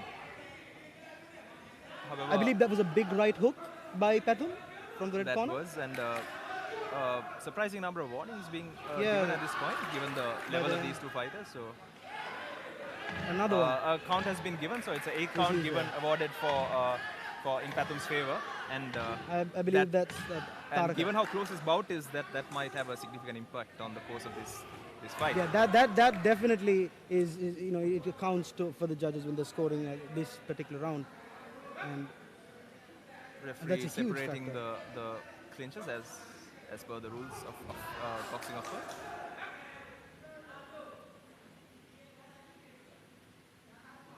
Both fighters being repeatedly want to keep their heads up. It's natural that fighters want to keep their heads down and the chins down so that they absorb less damage, but there is a limit, of course, as to how far down you can keep it, and that's what the referee is continuously warning both of them for. But I feel like Taraka needs to do something significant, just like that. I don't know, try to get a finish, or maybe because that knockdown and that 8 count matters a lot. It's certainly going to sway the opinion of judges, so he's going to have to put some effort to penetrate that long reach, and it's a cracking uppercut on the inside from but from Pathum. From Pathum that lands flush, and oh my God. Both fighters relentless in their pressure. They really want the victory, as you can see from their willingness to engage, and there hasn't been a dull moment so far within the Pathum tried start of this bout. Pathum tried a couple of uppercuts from the clinch there, but didn't seem to land. Pathum connects clean on Taraka on the breakaway. That was a jab? And he follows again on with an overhand. Doesn't manage to land clean on the second try. And now they engage, and referee lets them work their way Initiate out. the clinch, yeah. Back of the head warning given to Taraka. And he lands some clean. That was a straight right hand by Pathum. 2 straight right hands. He clipped him clean. It was a fair exchange. Pathum said also snapping back, but it was a clean exchange. So it's neck and neck so far, going towards the latter part of the second round. We'll see who manages to An epic 5th bout here at the Lanka Fighting League. Excellent head movement on the inside to avoid incoming hook Ooh. by Tarak, and we break 4. My God. That was the end of the second round. Continuously explosive. Beautiful. So if these 2 rounds are anything to go by, I think we're going to have a cracking, explosive third round. My spidey sense tells me that now the points are in favor of Pathum simply because of that standing 8 count. Yes. And the last round is very important, very decisive. Who do you think is more gassed out at this point by the looks of it? That in terms of energy management, I would say both fighters have done a pretty good job, because although they have been aggressive and gone for the kill, it's been very controlled and measured. So I wouldn't say either of these fighters are nearing the edge of their gas tank. But this round, they will both have to let it all out and leave it all out in the ring. So let's say who's more willing and who's more brave and technical at the end of this fight. We'll find out shortly. It's important to mention the referee of the 5th bout, Mr. Veerasena, who's done an incredible job so far.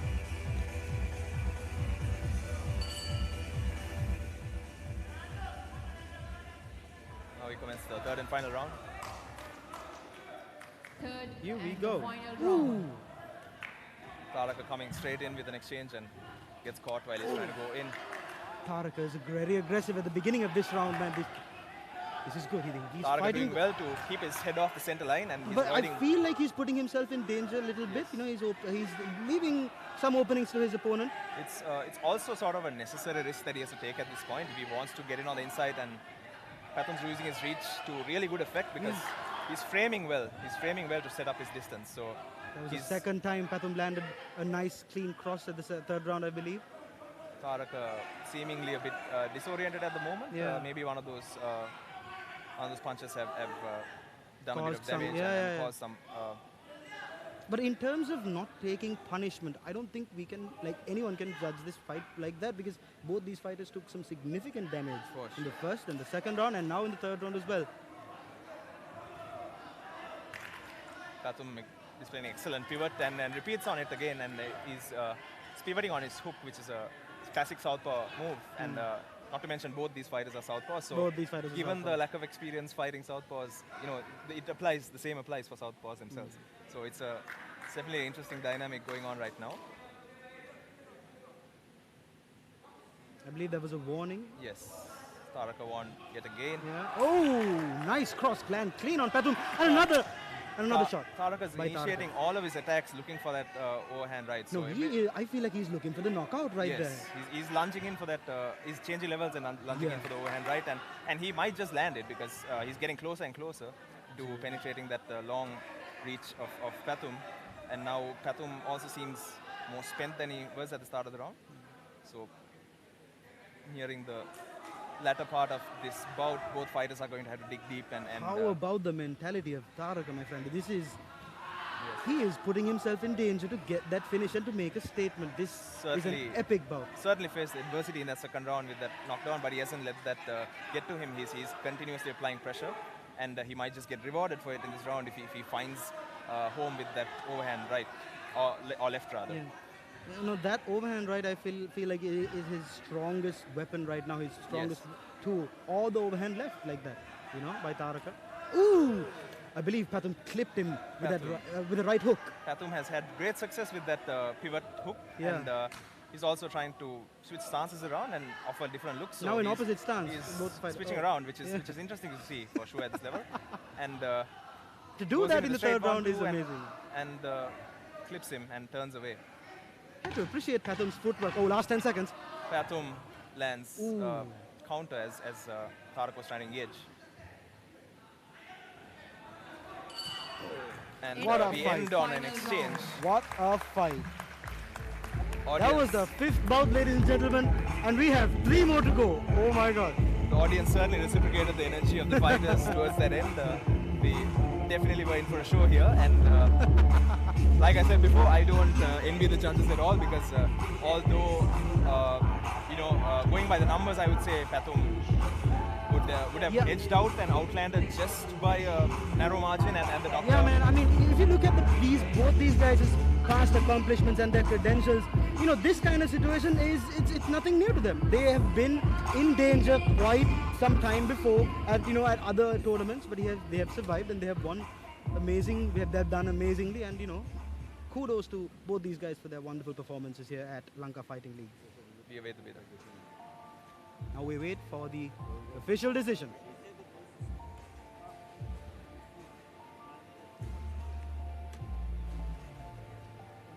Ladies and gentlemen, there you have it. After 3 rounds of thrilling action, your winner by unanimous decision representing the Sri Lanka Army.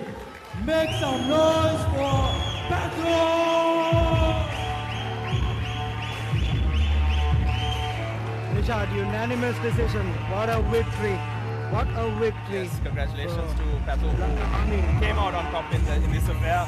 Although Taraka must definitely be given props for staying in the fight and definitely making it a competitive affair.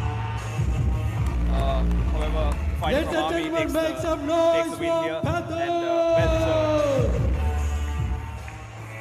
well deserved. 50,000 rupees will be given to Patum from the Sri Lanka Army. Next up, we have the presentation ceremony, for which I would like to invite Charit Senaviratna, Director Strategy,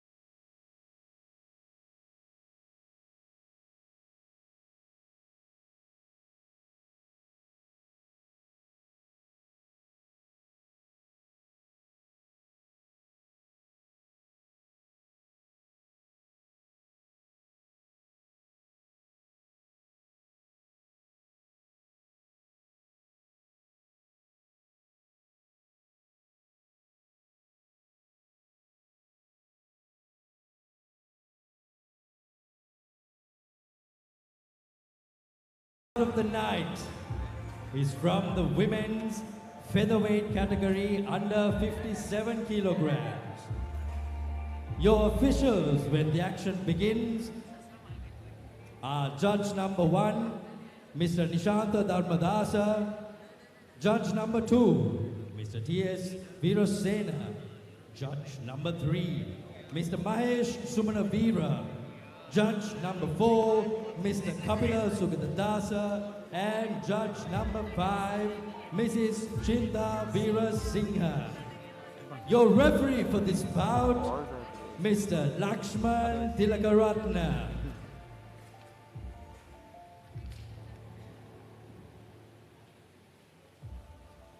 Entering the ring first with her coach, 2-star IBA Sampath, representing the Sri Lankan Air Force, officially weighing in at 57 kilograms. A champion with the golden touch, boasting gold medals and best boxer awards.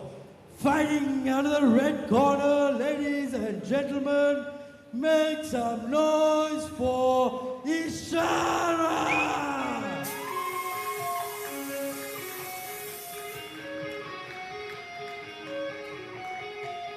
Sri Lanka Air Force versus Sri Lanka Police.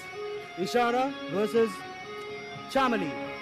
Walking into the ring right now is include gold at the Leighton Cup Boxing Tournament 22, gold at the National Boxing Championship 22, gold at the Leighton Cup Boxing Tournament 23, gold and best boxer at the Clifford Cup Boxing Championship 23, gold and best boxer at the National Boxing Championship 23. Ladies and gentlemen, make some noise for Ishara!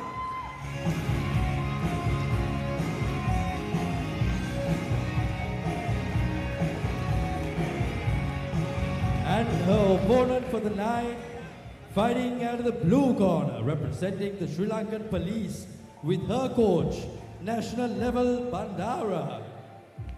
Officially weighing in at 57 kilograms, a contender with a drive to succeed, showcasing skill and finesse in every round.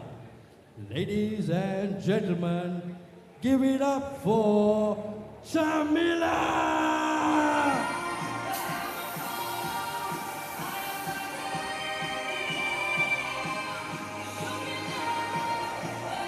Her boxing credentials include gold at the Novices Boxing Tournament 23, gold at the Intermediate Boxing Tournament 23, silver at the Leighton Cup Boxing Tournament 23, bronze at the Clifford Cup Boxing Championship 23, silver at the National Boxing Championship, and bronze at the National Boxing Championship 23.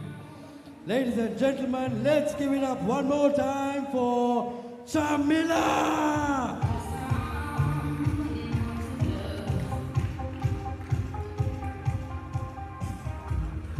Now, the officials are ready.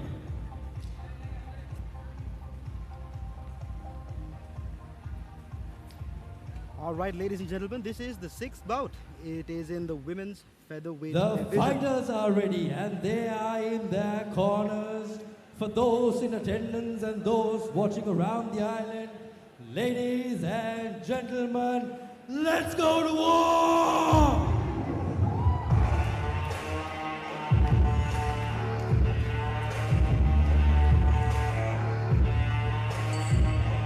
What do you think, Nishad? You know, you've seen Sri Lanka Air Force boxers and police boxers before? Yes, they certainly technical fighters for sure, and Chamal is coming in here with on the front foot, and Chamali Ishara seems seems to be content to stay on the outside for the time being, and Chamali is the shorter boxer, yes. and you know. It's, let's see if this is a classic affair of the shorter fighter trying to close the distance on We saw the about taller one moving backwards. We saw like three fights ago that the shorter fighter dominating the tall one. Yes, let's see if Chamal is able to break through that. You know, it's a significant reach advantage. That The height advantage is. Yeah, height and reach from Ishara. Yeah. Now, if Chamali makes it a clinching affair successfully, she will be the one who's in the advantage, simply due to the body mechanics of referee giving a bit of instructions to both boxers to break away. Yeah. It's a hesitant start from both fighters. They're not still feeling each other out, still the start of the bout, and Chamali almost seemed to freeze there mid punch. Don't know what happened exactly, but shots to the Ishara, body. Both fighters engaging there, and Ishara engages the clinch, and it's a bit of a overarm hold that you traditionally don't see in boxing, perhaps, but there seems to be some trouble. Perhaps it's the headgear. Yes, it's the headgear. Seems to have come loose, and I have to mention. I have to mention Ishara's coach at this moment. He is a 2-star. He has 2 stars from the International Boxing Association. He is Sampath Jaitilaka. Just then, Ishara landed a clean punch there as Chamali came in. Ishara uppercut to the body by Ishara. Seems to be moving out of the way, and given her reach advantage, she's successfully landing as she moves away. What can you tell me about Ishara's footwork at this moment? She seems to be able to get away from danger and keep her opponent at a distance, Yes. And those continuous uppercuts and shots to the body by Ishara, they have to count for something. They're definitely going to have an impact on Chamali going in, certainly to the latter rounds as well. But Chamali so far has picked up the pace this round, and she's applying more pressure. Chamali seems to be ducking her head down and with that kind of a peekaboo style and just moving forward and trying to get into that pocket. Yes. But sometimes she gets clipped right on the temple. She's so far she's getting caught as she's trying to close the distance. So she'll certainly have to make an adjustment if she wants to catch nice. Ishara, and she did just then with a jab. So she needs to follow up on that and produce more volume here, because there's no way she's going to close the distance otherwise on such an elusive fighter like Ishara who's moving back well. This is a perfect matchup, because on one side you see a Chamali who is constantly on the pressure, and from the other side we see an Ishara who's always moving back and trying to counter punch, and she's very good at it. She's very There's successful. certainly a yin and yang to this bout, you could say. And last 10 seconds. Fights work well, and then there was a clean body shot from and a nice left to the face, and another right by Ishara. Ishara seemingly landing at will at this point. So Chamali's camp is going to have to make some adjustments, perhaps keeping those. That was a very close round, I would say. Yes, I mean, what would you say? From the aggression side, I would say Chamali was more on the front foot. But although she was on the front foot, Ishara was the one who was more successful with landing the blows. So as far as connection goes, I think Ishara has the upper hand going into this second round. However, if Chamali continues to pile on the pressure and make some adjustments so that she can land that overhand that she's looking for. Chamali's Coach Bandar, who is a national level coach, seems to be, paying close attention to his fighter. I really wish I could hear what they're saying, because these advices that these tournament and the coaches are giving in between rounds, they can crucial and very crucial. The course of the fight. So it's seconds out. Yeah, it'd be interesting to hear what kind of information is being conveyed. So if the organizers, if you guys can make that happen in the next event, that'd be good. Will Chamali find an answer to the retreating Ishara in the second round? That was some neat head movement, and from Ishara she moves backwards. Ishara is continuously going for that uppercut hook combination, which has found its home quite well. So I am very surprised Chamali hasn't caught up on that uppercut to the body and to the face, my friend. Because I think what Chamali is doing is needs to perhaps try is to disrupt the rhythm as to when she engages, because so far she's mostly moving forward and at a constant rate, so perhaps she should add some step backs and switch the rhythm nice up. 1-2 by Ishara, and Chamali got caught to it like 2 times, so that straight 1-2s. Some stiff jabs keeping Chamali at bay here, and then she's walking into it. So Chamali's having a hard time coming, closing the distance and coming in close. Certainly, and that's to be expected when you have a mismatch in terms of reach. Yeah. So it's all on Chamali now to find a way out and figure out this puzzle that is Ishara, who's using some elusive movement and some clever footwork to move just out of the way and land her counters, which she's successfully doing so far. They engage for a clinch shortly there and break away. Good jab by Ishara. Chamali keeps pressing forward. Seems to have found a range a bit with her jab, and seems to have some success with connecting. But and she just did there as she broke nice away. jab. Nice jab by Ishara. She landed clean on the face of Chamali. The pace of the bout seems to have slowed Slowed down, down, yeah. ever so slightly. I mean, both fighters have tried to keep their output high and Ooh, nice pairing by Ishara. it's good head movement against the ropes displayed from Ishara. So it's clear that she's very experienced at being a counter puncher, given her. I mean, Ishara has stature. won gold at the Leighton Club Boxing Tournament in 2022, and in 2022 has won gold at the National Boxing Championship, and she has her credentials speak for itself. And you can see them on display here. She's very clever in using her reach, and she's timing the incoming attacks of Chamali really well, and Chamali is almost walking into these attacks. So, she's Nishad, doing a- sometimes Ishara has her hands up as in a traditional guard, but sometimes she has it down in a very unorthodox way. Definitely. But she's really good at evading those punches, and Chamali is really trying to close in. But you know, Ishara's so far in this round has been pretty good. For sure, and it's very disheartening to be in Chamali's shoes right now, because Yes. she, for all her efforts to close the distance and land clean, That must be very frustrating. For every punch she lands, she's being met with 2 or 3 hard blows. So Yeah. it's important that Chamali keeps her head down and listens to her coaches. Nishad, it's amazing how much of a difference a jab can make. Because towards the end of this round, that jab by Ishara made sure that Chamali was kept at a distance. Because if Chamali had closed in on Ishara, there could have been some heavy damage, heavy punishment, and that could possibly sway the judge's decision further in the second round. Given how much damage Chamali has taken so far, it will be interesting to see how it affects her output coming into this final round. Ishara herself has been very active in her own output, so it'll be interesting matchup. Yeah, it's right now. It's a good time to mention that Chamali has won gold at the novices boxing tournament in 2023. She has won gold at the international boxing tournament. I beg your pardon, the intermediate boxing tournament in 2023. She won silver at the Leighton Cup boxing tournament in 2023, and you know, an amazing boxer representing Sri Lanka Police. In the beginning of the third and final round of bout number 6. Third and the final round. Ishara starting again with the weapon that served her so well in the previous round. This is a jab, and both fighters engaging, exchanging now. Nishad, I feel like Ishara is faster in this round. So the hand speed advantage seems to be with Ishara, and the shots also seem to be more crisp. And Yeah, see, that's that job. I think that the uppercut to the body was blocked properly by Chamali. there's less fat in those punches, let's put it that way. I mean, they're very clean, flowy punches that she's throwing. So it's a very technical affair so far, and she does some good body work in the clinch, and the referee watching closely as to when he should separate, which he breaks off the clinch. Just does, and they re-engage.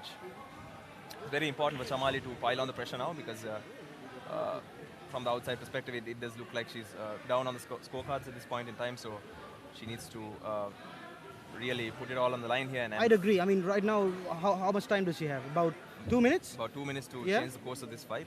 So far, Ishara's okay, management and moving if back. you were Chamali, now you see Chamali trying to charge in with that overhand rights and lefts. Yes. And she's shorter than Ishara. If you were Chamali, what would you do? What would you... More of what she's doing right now, actually. I mean, of course, the referees are going to break you up when you clinch, but there are those gaps where you can do damage of your own. So within those breaks, you can actually get some output going, but of course, it's difficult. Oh, I believe there's a standing 8 count. There's another 8 count given in favor of Ishara. That is huge, Nishad. Shalini goes straight back into walking forward, and amazing seems work to have, by Ishara. Picked up the pace. She understands that she's potentially behind in this bout, so she understands that very well, and you can see it from her demeanor. Yes, yeah, body language is. She needs to finish this fight, or make a huge statement. Yes, Shalini is desperately moving forward with the jab, trying to follow it up with a straight. But and it's huge for Ishara to get that standing count against Chamali, especially at the third round.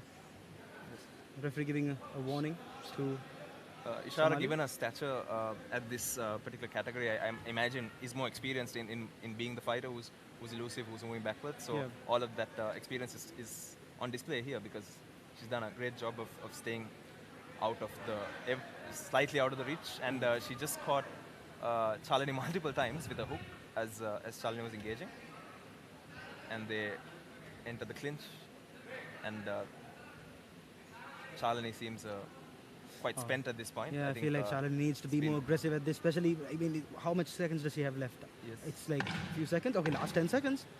The move forward approach. Nice jab by Chamali. Ooh. Chamali and the eggs. Beautiful combination there by Ishara. And that will be the end In of the our bout. final round. What do you think about... Well, I think the standing 8 count in the third round... Yeah, must have cemented Ishara's dominance throughout the bout. That was huge. I mean, this was against an opponent. I mean, I would say Chamali did well against an opponent who is taller than her and who has a better reach. And you know, she gave. It was a good comp. She was game. Chamali was game at this point, but just Ishara was just a level better. I feel like it's a good approach. Yeah, perhaps what she could have done was change up the entrances, because she was always going for that 1-2, and perhaps that's why Ishara was able to sort of predict and counter the same way. You saw it like multiple times, multiple instances like Chamali. She ducks her head down and just charges in with those wild hooks, wild haymakers sort, and some jabs and some crosses at the time. Certainly pay the price for not moving ahead of the center line well enough. Yeah, and Ishara capitalized it perfectly. For sure. I think it's a fairly straightforward decision, this bout. Man, the sweet science. Ladies and gentlemen, there you have it. After 3 rounds of intense action, the judges have made their decision. Presenting your winner by unanimous decision from the red corner, Ishara!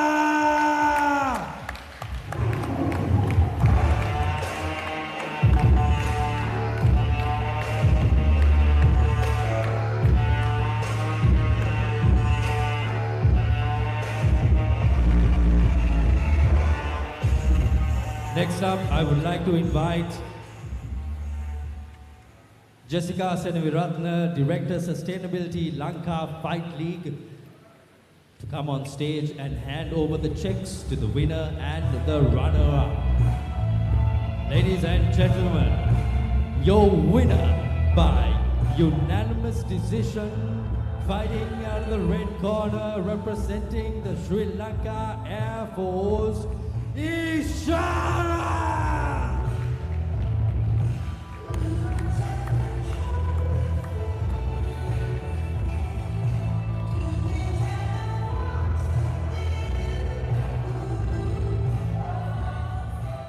Next up, your runner-up, fighting out of the blue corner, representing the Sri Lankan police. Ladies and gentlemen, give it up for Chamali!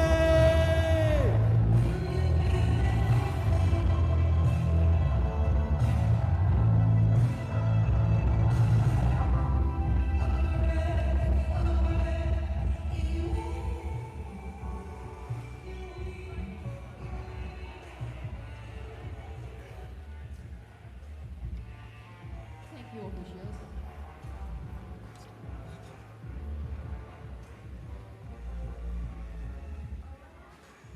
The 7th bout of the night is set to commence and is from the men's minimum weight category under 48 kilograms. Your judges when the action begins are Judge number 1, Mr. Mahesh Sumanavira, Judge number 2, Mr. Kapila Sugatadasa, Judge number 3, Mrs. Chinta Veerasinghe, and Judge number 4, Mr. T.S. Veerasena, and the final, 5th and final judge, Mr. Lakshman Tilaka Ratna. Your referee for this bout is Mrs. Prabhutika Loku Yandehige. Introducing first, fighting out of the red corner, with his coach, national level Gihan, officially weighing in at 48 kilograms, representing Back to Fit Boxing Club, a rising star in the boxing world, showcasing unmatched skill and determination. Ladies and gentlemen, give it up for Daniel! Well, a bout. Many in Colombo has their eyes on this young man walking into the ring. Daniel, representing the Back to Fit Boxing Academy, is an amazing fighter. Gold at the BASL Novices Boxing Tournament 23.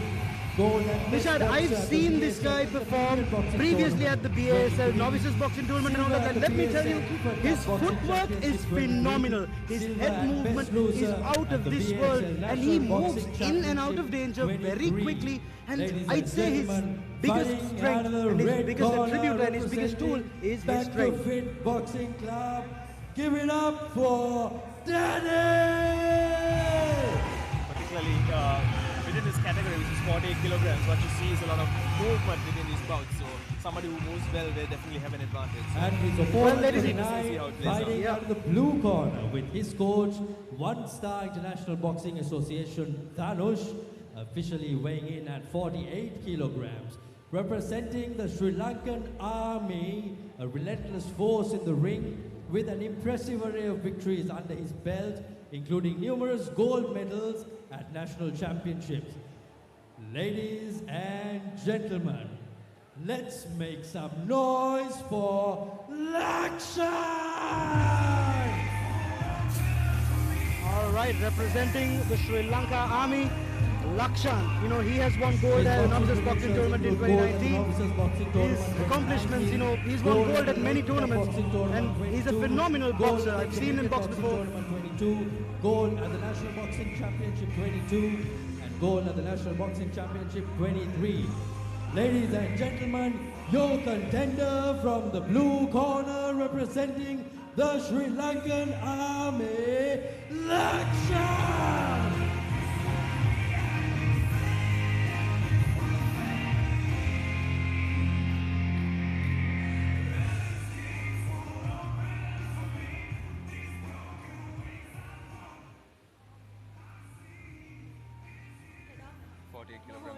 Typically have a lot of movement, a lot of output, a lot of engagement. So for all the people who are watching the live, there you have it, ladies and gentlemen.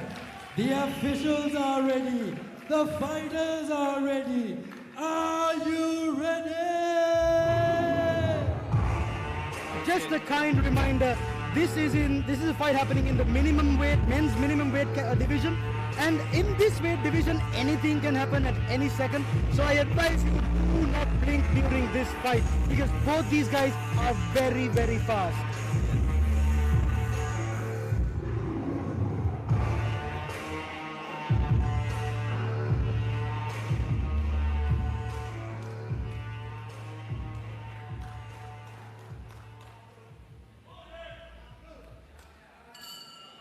And we are underway. Nishad, this is going to be an epic fight. I guarantee this. Tight guard from Daniel, and plays excellent head movement to, and a fist and hook at that lands well. How about the cross of Daniel, my friend? It's. Yes, and Lakshan so far is trying to keep his lead hand out. My God, as Daniel. a way of gauging distance. Yeah, he's gauging the distance. Yes. And those hooks to the body are money as well. Switching it up with hooks and uppercuts, starting with his lead hand. So it's a interesting setup from Lakshan. Daniel has displaying a lot of aggression and setting the pace high, as you would expect from this weight category, and goes in for a 1-2. Daniel that Lakshan narrowly avoids and tries to engage on his own. You know, Daniel, it seems like at the beginning of this round, he had some great openings and he clipped his opponent. Whoa, look what he's doing. Wow. Some unorthodox head movement here, but it's is that changing levels or what? Who can complain when it's effective, right? So as long as he... This is the kind of bout that needs to be on the 7th slot of the night, because both these guys are epic fighters. Ooh. Clipped, Daniel got clipped there, but he's played a good shin. Nice cross by Daniel. To return to Lakshan, who is trying his best to move away as Daniel steps in. So far, Daniel seems to be the pressure fighter, and he's repeating the same combination numerous times. Lakshan needs to find solutions to what Daniel is doing right now, and those quick jab and that hook. It's mostly his combinations, I would say. He needs to find a solution to that. Lakshan needs to find a solution to that. And he attempted to just there and land a clean on Daniel as he tried to come in. Daniel is trying these launching sort of lead hooks and lead backhands, which is an interesting approach. He's not relying on his jab too much, but he's still finding success with it. So, man, this weight category is so fast. Yes, and as you can see, it's very slick head movement that Daniel is displaying, and he has great timing. And Lakshan missing a few punches there, which will, it's disheartening for a boxer to. That level change kind of head movement. I've not seen that in many Sri Lankan boxers. I have to be honest. Somewhat of an unorthodox approach, and he's doing. What he's doing is mixing up his guard. I believe that was a straight left hook. Yes. I beg your right hand that Lakshan landed clean on Daniel's chin. Daniel got caught. Both fighters have been caught at this point, but they had their poker faces up and not showing any damage, if there was any. Last 10 seconds. Lakshan showing some excellent head movement of his own. It's definitely eye candy, I would call this affair. It's got a lot of interesting movement, which is what you want to see in a boxing fight. And ladies and gentlemen, that was a dance. These two are the perfect dance partners for a bout like this. How about Daniel's speed? I told you he's fast. And so was Lakshan. He did quite well. He at the end of the round, I felt like he kind of found solutions, like I said, to Daniel's combination. He got the timing of Daniel's movement down a bit better, and he was able to land a few clean punches. I have to mention the coach of Back to Fit, the head coach, Gyan Madhuanta. He's a national level coach. He is the cornerman and the head coach of Daniel right now from the red corner. And of course, Dhanush Kumar from the Sri Lanka Army, who has a 1-star from the International Boxing Association. He's cornering his player, Lakshan, from the blue corner. Lakshan so far has been setting up most of his punches with the jab, whereas Daniel seems content to sort of lead with his power punches, which is an interesting approach, and he's managed to land quite a few heavy blows. And again, he starts with his backhand, which is somewhat unorthodox, but so is head movement, so is an unorthodox fun fighter to watch. Nisha, I just have to say one thing, like the cardio both these guys have is amazing, because in the first round you saw a crazy pace, and right now I would say the pace is identical to the first round, I would say. They both found a rhythm, and it's somewhat of a matched rhythm, so it's sort of like one at a time. That was a clean right hand that was landed by Lakshan, I believe. Yes. It's a jab. It's excellent head movement again from Lakshan, and he comes in and lands overhand left that Daniel encounters with a hook of his own. Daniel is so good at countering with punches when he is very close to his opponent, when he's on the pocket, I would say. Daniel is very dangerous in that short range, and they seem to be tangled up with the ropes there, so it's a bit of a strange occurrence. You don't see that every day. You don't see that at this level a lot, but it happens. Here we go. And right back into exchanging. Lakshan does that level change where he goes down that was fast, man. That's a very good way to evade that strong jab of Daniel. The reflexes of both of these fighters is commendable. Yeah, man. Especially given how fast both of these fighters are. They're doing a great job of evading and defending. And to the ordinary person who doesn't train in boxing, understand this. To go 2 rounds like this at this pace, these two guys must have crazy cardio, man. It's conditioning at conditioning at the elite level, which is what you'd expect from an event of this caliber. And I believe that was a slight warning given by the referee. Lakshan trying to mix up his attack, going for some body attacks and trying to get his head off the center line, which he's doing successfully. Another interesting fact, obviously, is that both of these fighters are southpaws, so the lack of experience facing other southpaws will also have a part to play, and it's beautiful to watch this head movement from both of these fighters, because. And unlike the previous fights, I can't quite pinpoint who's the aggressor and who's the retriever. You know what I mean? It's very much neck and neck. It's very much give and go. Yeah. So they're both trading fairly consistently at this point. So it's difficult to see who's coming out on top. You see what he did, what Lakshan did right there. That Daniel's strong jab. Him well. Oh my God. And Lakshan, even in the retreat, seems to have be very competent in getting his head away from danger. Short hooks to the body by Daniel from the clinch. Just generally, Lakshan seems to be more content to engage from the outside, given the slight reach advantage. So Daniel is trying to use his explosive power as he engages and engages the reach of Lakshan. Ooh. Wild, level change wild there swing by there from Lakshan and almost got clipped. Ooh, Lakshan finding home. I think Daniel just got clipped with those punches. Yeah, the very last seconds of that round. Wow, what a fight! That was a crazy round, and it all boils down to the third round, I would say. I think this is a very... I think my wild guess is should go to a split decision because it's that competitive. Either that or this fight's gonna finish. Thus far, yes. I mean, it does look like both fighters have a large skill set that they're both utilizing, and it's very adaptive. Yes. As you can see, Daniel, although he's fighting hands down most of the time, he's switching it up with the high guard, which is nice to see. And both guys are not using the same combinations, they're switching it up, they're mixing it up in the middle of the round, you know. Boxing at the highest level is a chess match, and that's certainly been the case so far. And this is the living embodiment of the sweet, sweet science of boxing, I would say. They're conversing with their hands, if you will, which is that's a very pleasant sight to see if you're a boxing fan. And, I have to give credit to the Sri Lanka Boxing Association and the organizers of this event for making this matchup, because this is absolutely beautiful. It's very well-matched opponents. Yes. It's a good matchup. Third and final round of the 7th bout. Here we go. Daniel coming in with the high guard, and Lakshan continues to stay in his sort of hybrid Philly shell, and Daniel again does Both well fighters in southpaw stance again. Does well to roll under the punches and engage again, and Daniel tries to do some work in the clinch, which the referee... There was a short overhand left hook that landed clean, I believe. warns against. From Daniel attempted a leaping hook that Lakshan just narrowly avoided, and he comes in response with body shots of his own.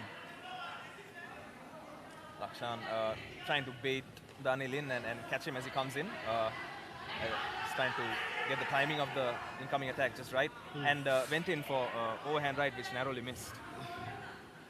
Oh, nice.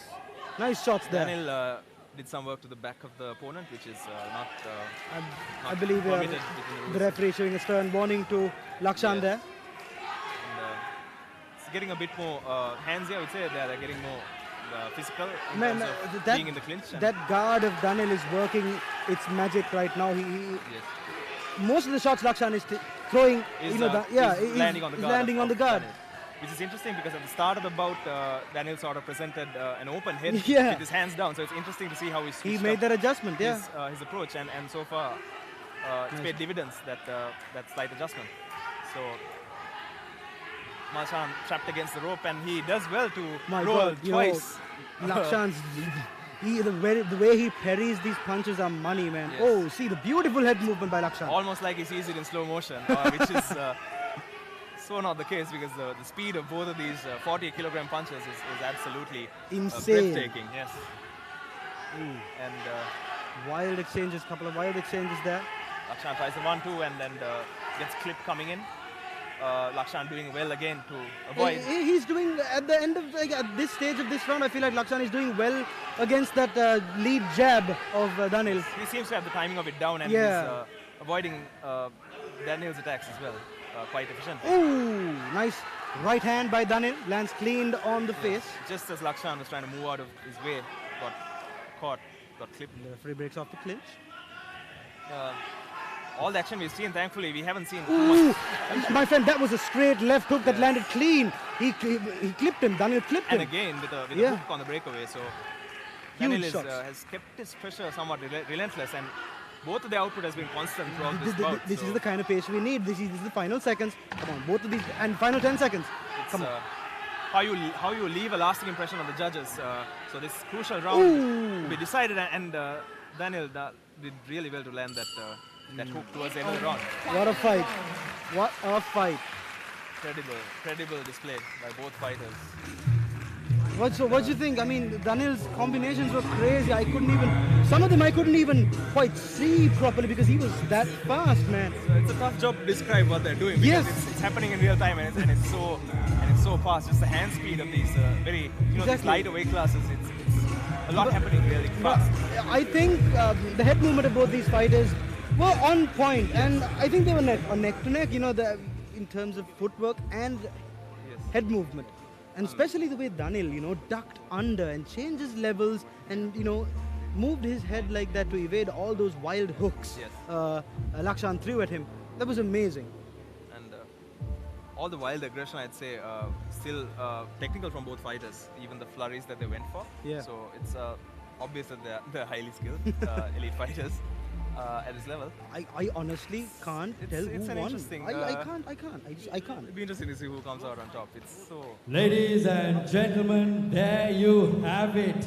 3 rounds of entertaining boxing action. The judges have made their decision, and your winner,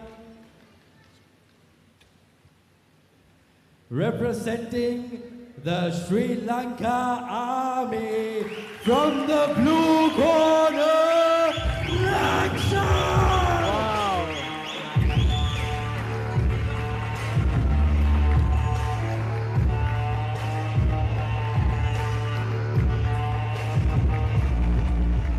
What a victory for Lakshan representing the Sri Lanka Army. That was a close fight. It's very much neck and neck.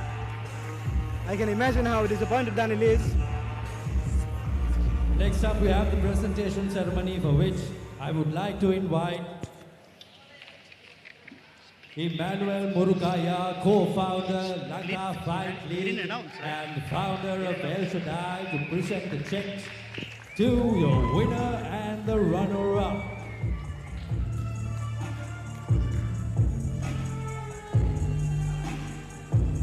Ladies and gentlemen, your winner by split decision, representing the Sri Lanka Army, fighting out of the blue corner, make some noise for Lakshan!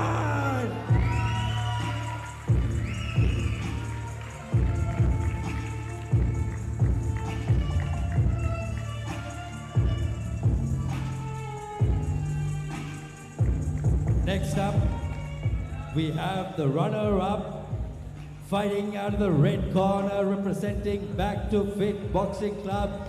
Ladies and gentlemen, make some noise for Danny! Let the second round go here. I'll just give you the mic to give some, some pointers, Mokari.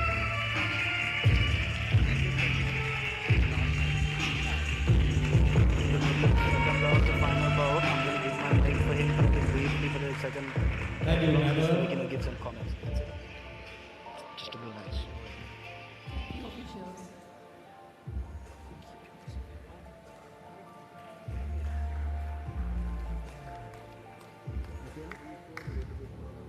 Ladies and gentlemen, we have reached the final bout of the night. The 8th and final bout of the night, from the men's middleweight category under 75 kilograms, is upon us. Your judges for this fight: Judge number 1, Ms. Prabhutika Lokuyantehige. Judge number 2, Mr. Kapila Sugadadasa. Judge number 3, Mr. T.S. Veerasena. Judge number 4, Mrs. Chinta Veerasinghe. And Judge number 5, Mr. Mahesh Sumanavira. Your referee for this fight, Mr. Nishanta Dharmadasa.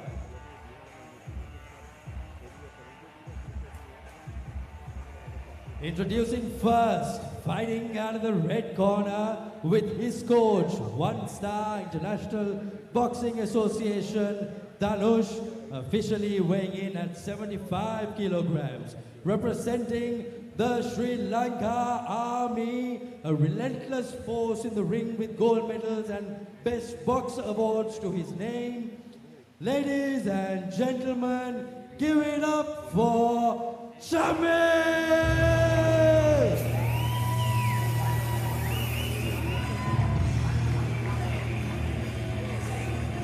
Ladies and gentlemen, the last fight is in the men's middleweight division. Credentials include Gold and Best Boxer at the National Boxing Championship 23. Gold at the Clifford Cup Boxing Championship 23. Silver at the Leighton Cup Boxing Championship 23. Silver at the Clifford Cup Boxing Championship 2016. Gold and Best Boxer at the Novices Boxing Championship 2014. Ladies and gentlemen, representing the Sri Lanka Army, fighting out of the red corner, Chamil!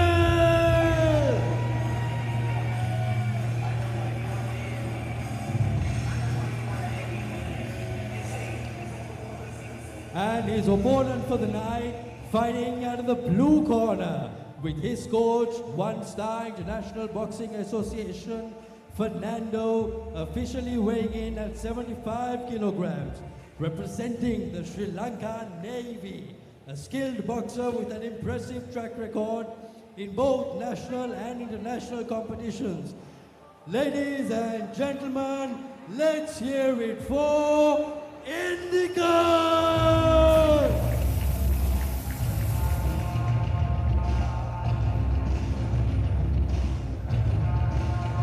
His boxing credentials include gold at the Leighton Cup Boxing Tournament 2014, gold at the Defence Services Boxing Championship 2016, gold at the Leighton Cup Boxing Tournament 2016, gold at the National Sports Festival, gold at the National Boxing Championship 2019, gold at the Leighton Boxing Championship 22, gold at the National Boxing Championship 22. Ladies and gentlemen, representing the Sri Lankan Navy, fighting out of the blue corner, make some noise for Indica!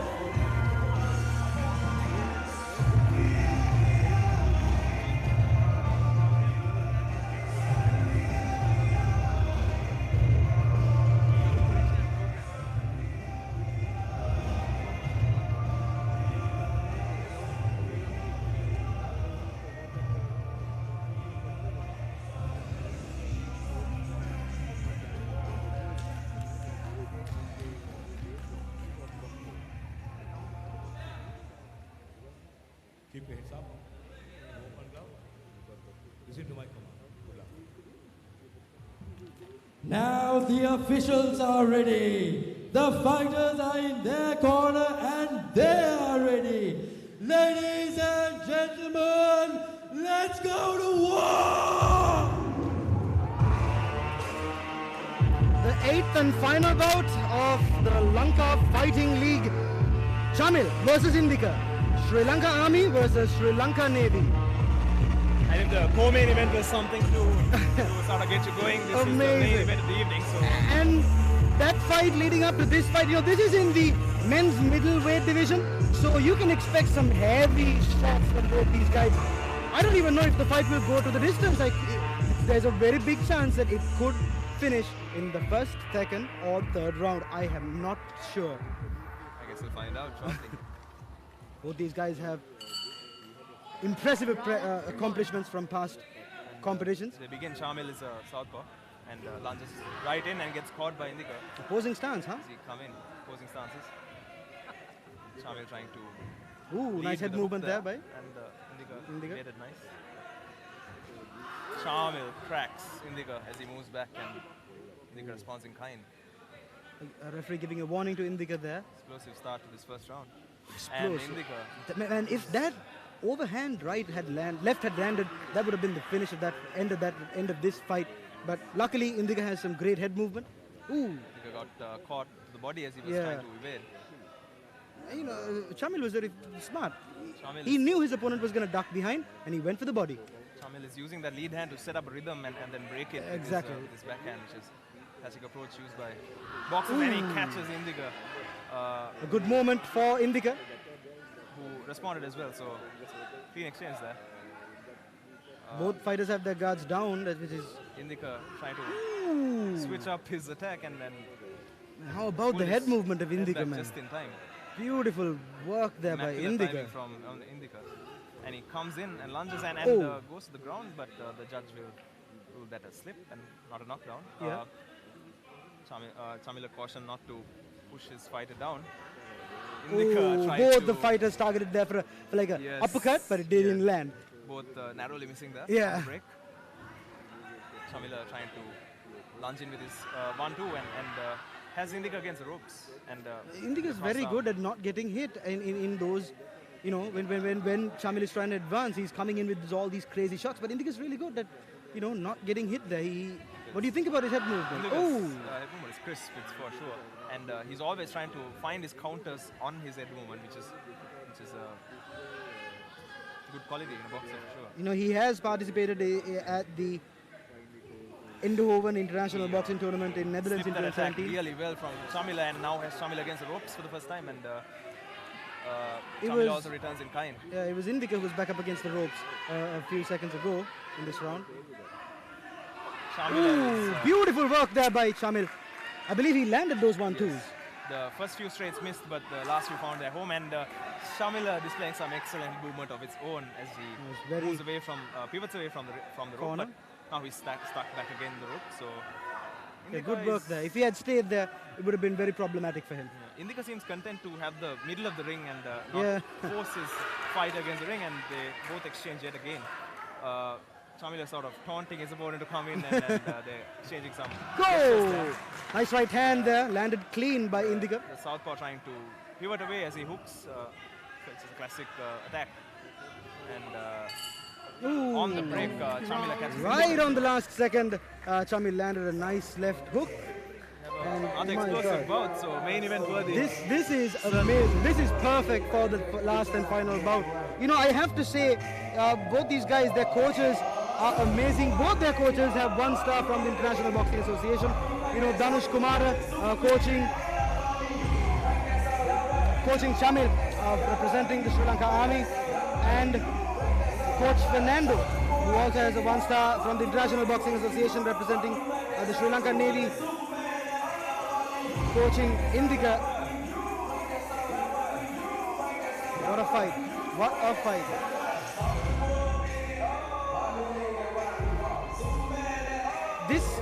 This is, how do you categorize this category as opposed to the previous fights? Because we already saw one fight, a shorter fighter trying to come out with to the taller fighter with those barrage of punches, like the way Shamil is doing now. But how do you think, you know, this is different from the previous fights? I think in terms of matchups, Indika is certainly more reliant on his head movement as opposed to Shamila, who has a high guard. Yeah. And Indika engages the clinch as he tries to close the distance. And is asked to keep his head up. Referee instructing Indika there. And clever little thing there from Indika as he tried to find his way. Shamil is doing a nice job with that lead right hand. You know, he's trying to gauge his distance and Disrupt find the his timing, and nearly paid off for him, but Indika, the wiser, was able to catch him and time him coming in. That was beautiful And, work by Indika. Indika launches an attack and Indika goes got caught under. there, but he's a dog, man. My God, the way he's fighting, he takes a lot of risks, and so far it's working out for him, I feel like. For sure. Both of their approaches are paying off for each other. Nice advancements there by Indika. Indika pivots away on his lead foot and keeps his hands down and is sort of trying to bait Shamila to come in and trying to counter. Let's see if Shamila... Indika has won gold from 2016 to 17 in many tournaments, and his past experiences and past accomplishments are truly showing colors tonight. And referee giving had his a arm warning. over his opponent, which Yep. is not permissible. And Indika trying to Shamil cleverly moving away from danger there. find a lead hand followed by a hook. Ooh. And Indika is caught and he returns a hook of his own. Shamila forced against the ropes by Indika's incoming pressure. Indika's pressuring his opponent, I feel like, at this stage of this round. Shamila with his head down, which the referee wants What again. Ooh. What you see. Guard down. Oh my God. Oh my God. Taunting from You know, Indika. Indika had his guard down and he paid dearly for it. As you can see, all these taunts, they are gambles at the end of the day. That- Sometimes they pay off and you look great, and sometimes you get clipped. As That you was just a saw. that was a risk that didn't pay off that well, and he got a standing 8 count there. And Big. Indika trying to respond heavily to that knockdown. Amazing work by Indika. This is huge. I beg pardon. Amazing work for Chamil, and this is huge for Chamil. You know, to get that standing count. And it's important that Chamila capitalizes on this somewhat disoriented. Yes. Indika, you don't see much movement now. A bit more flat-footed. And it's a mental thing, Nishad, I would say. You know, he got him. Yes, Oh! and yet again, he clipped him with that jab. Indika's caught yet again, and seems to have some damage on his nose. This is Chamil's time. He needs to go in for the kill right now. Indika trying his best to rescue this round, but unless he finds a clean opening here, it might just... Which he does not, and he just lifts his opponent up. which you don't get points for in boxing. So, unfortunately for Indika, that round seems to have just about escaped him. So, we are right at the end of this obliging round to the and, instructions of referee. Indika The end of the perhaps unable second to round. save that round. Huge round there. For Chamila, yes. Amazing round for Chamila. Yes. You know, that was very... It was very unnecessary for Indika to do that, to put his guard down and completely taunt his opponent. And Chamil, you can't do that against a dangerous opponent like Chamil. He will catch you, and that's what he did. Wow. It's somewhat usual for fighters with low hand styles to find ways to sort of bait their opponents to attack. And unfortunately, Chamil didn't take the bait. He didn't come in lunging. He was very calculated and timed his opponent really well. I have to thank both these guys, because those are the kind of moments that boxing fans are, looking forward to in an event like this. You want a show, and yes. Indika certainly tried his best to give them a show, and unfortunately got caught. Got the short end of the stick, as they say. And we now come in with the third and final round. Indika perhaps trying to avenge that round to get some... Indika needs to do something significant in this round, because that was a huge round for Chamil. Chamil coming in with... straight 1-2s, landed a couple of them there. Some straight punches there. And Indika trying to come back with offense of his own. And they exchange in a flurry. Crazy.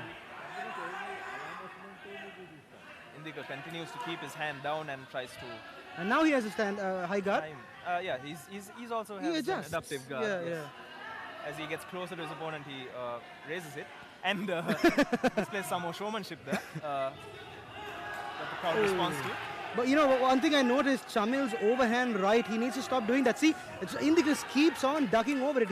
You can't seem to catch Indika with that right hand. Indika does some great damage on the breakaway there while they engage. Yeah. So that uppercut found its home, and Chamila seems a little bit disoriented, or it might just be a ploy to get... I think that's his rhythm, man. I think... he gets caught again. He got caught yet again from... It was a short Indika. left-right hook, I believe, from Indika. Yes. Just with the breakaway. See again, with that overhand right, it's not landing on Indika. Indika seems to be ducking it down. The hand speed of Chamila seems to have diminished somewhat, as you would expect, towards the latter part of the round, and Indika seems to have the timing of it down a lot better than he did. These are the final seconds of the final round of the final match of the night. These guys have to put it all in the line right now. Ooh! And Indika catches... Huge 2 uppercuts by Indika. Catches Chamila really well and sort of pushed down by... I have to appreciate the showmanship by Indika. This guy is born for a matchup like this, man. Crazy. Doing everything in his power to make it an entertaining affair for the audience, and that must be appreciated. Indika with his hands down and gets caught by the incoming... Straight 1-2s by Chamil. Chamil.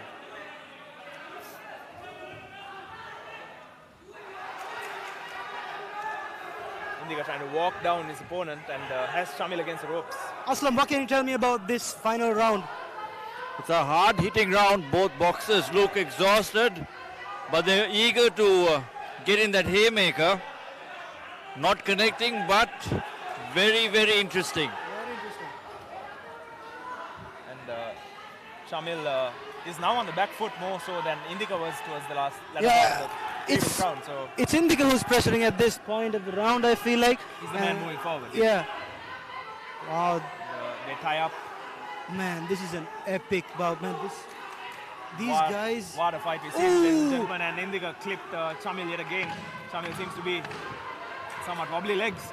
As is Indika, they've both taken significant damage. Man, in the past 10 seconds, Indika tries a leaping uppercut there. Chamil took a massive amount of punishment at the end of the round.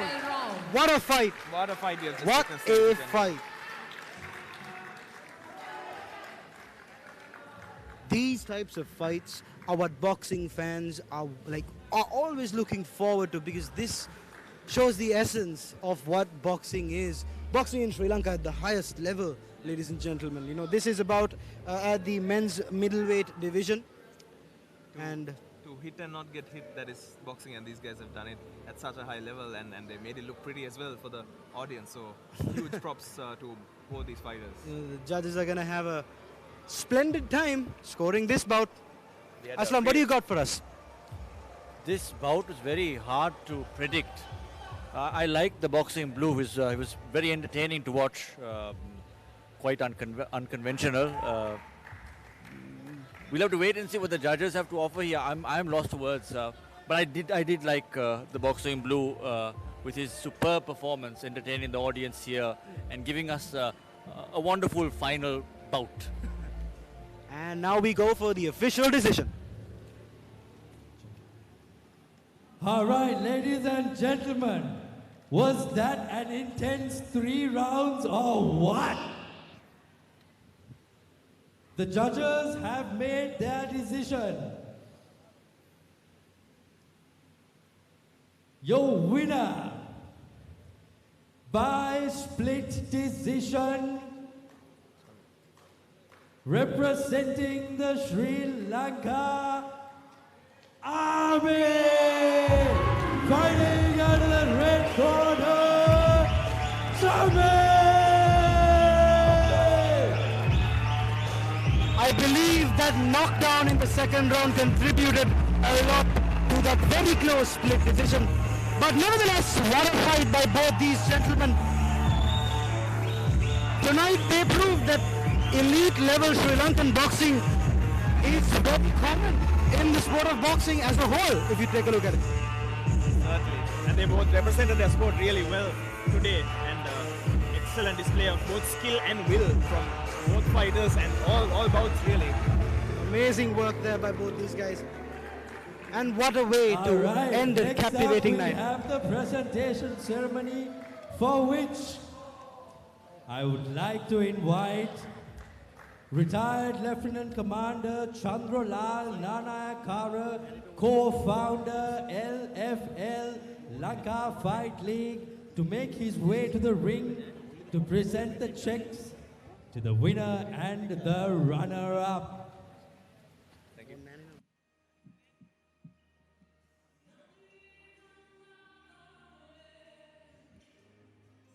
Ladies and gentlemen, your winner by split decision, representing the Sri Lanka Army, fighting out of the red corner, Jamil!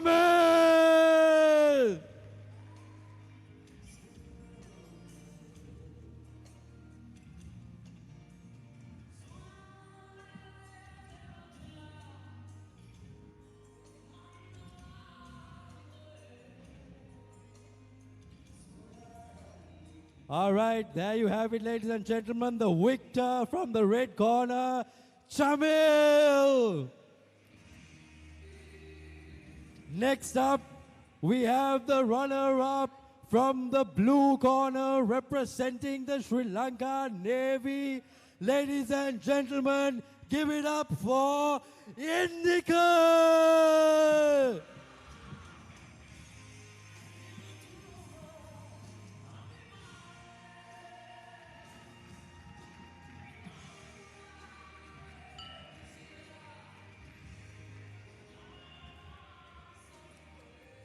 There you go, ladies and gentlemen. Make some noise for Indika!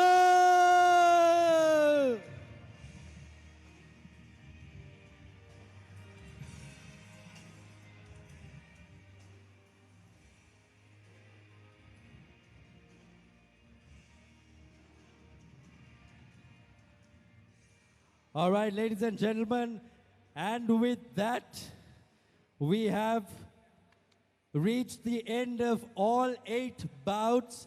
However, we still have one more award for the night. That award is none other than the Lanka Fight League Fan Favorite Boxing Award.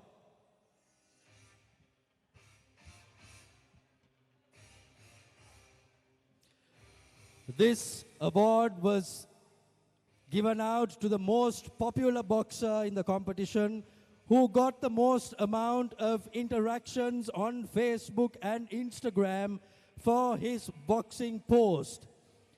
Ladies and gentlemen, your winner by unanimous decision, Daniel!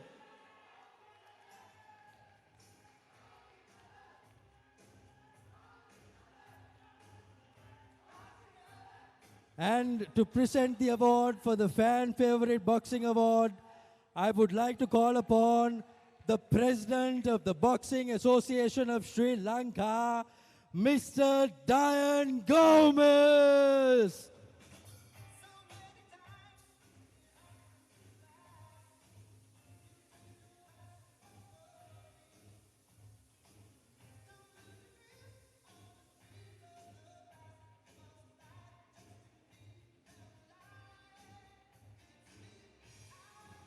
Ladies and gentlemen, make some noise for the President of the Boxing Association of Sri Lanka, Dian Gomez! Mr. Gomez will be presenting the Fan Favorite Boxing Award to Daniel from the Back to Fit Boxing Club. Ladies and gentlemen, make some noise for Daniel!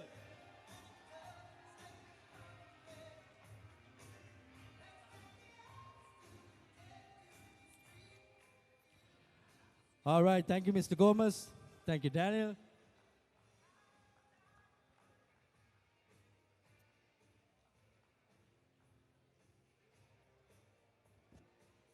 Ladies and gentlemen, we have reached the conclusion for the night. Make sure to like us, follow us, and comment on our social media content. You can find us on Facebook, Instagram, YouTube, X, and TikTok under Lanka Fight League. And with that, we bring an end to this unforgettable evening of boxing brilliance. We extend our heartfelt gratitude to our esteemed fans. Your unwavering support made this event possible. To all the winners, congratulations on your spectacular victories. Your dedication, skill, and sportsmanship was outstanding. Officials from the Lanka Fight League, LFL, and the Boxing Association of Sri Lanka, BASL. Your passion and support made this event a roaring success. Until we meet again in the ring, may the spirit of boxing continue to unite us all. On behalf of the Lanka Fight League and the Boxing Association of Sri Lanka, signing off for the night, your host, Stefan De Silva. Over and out.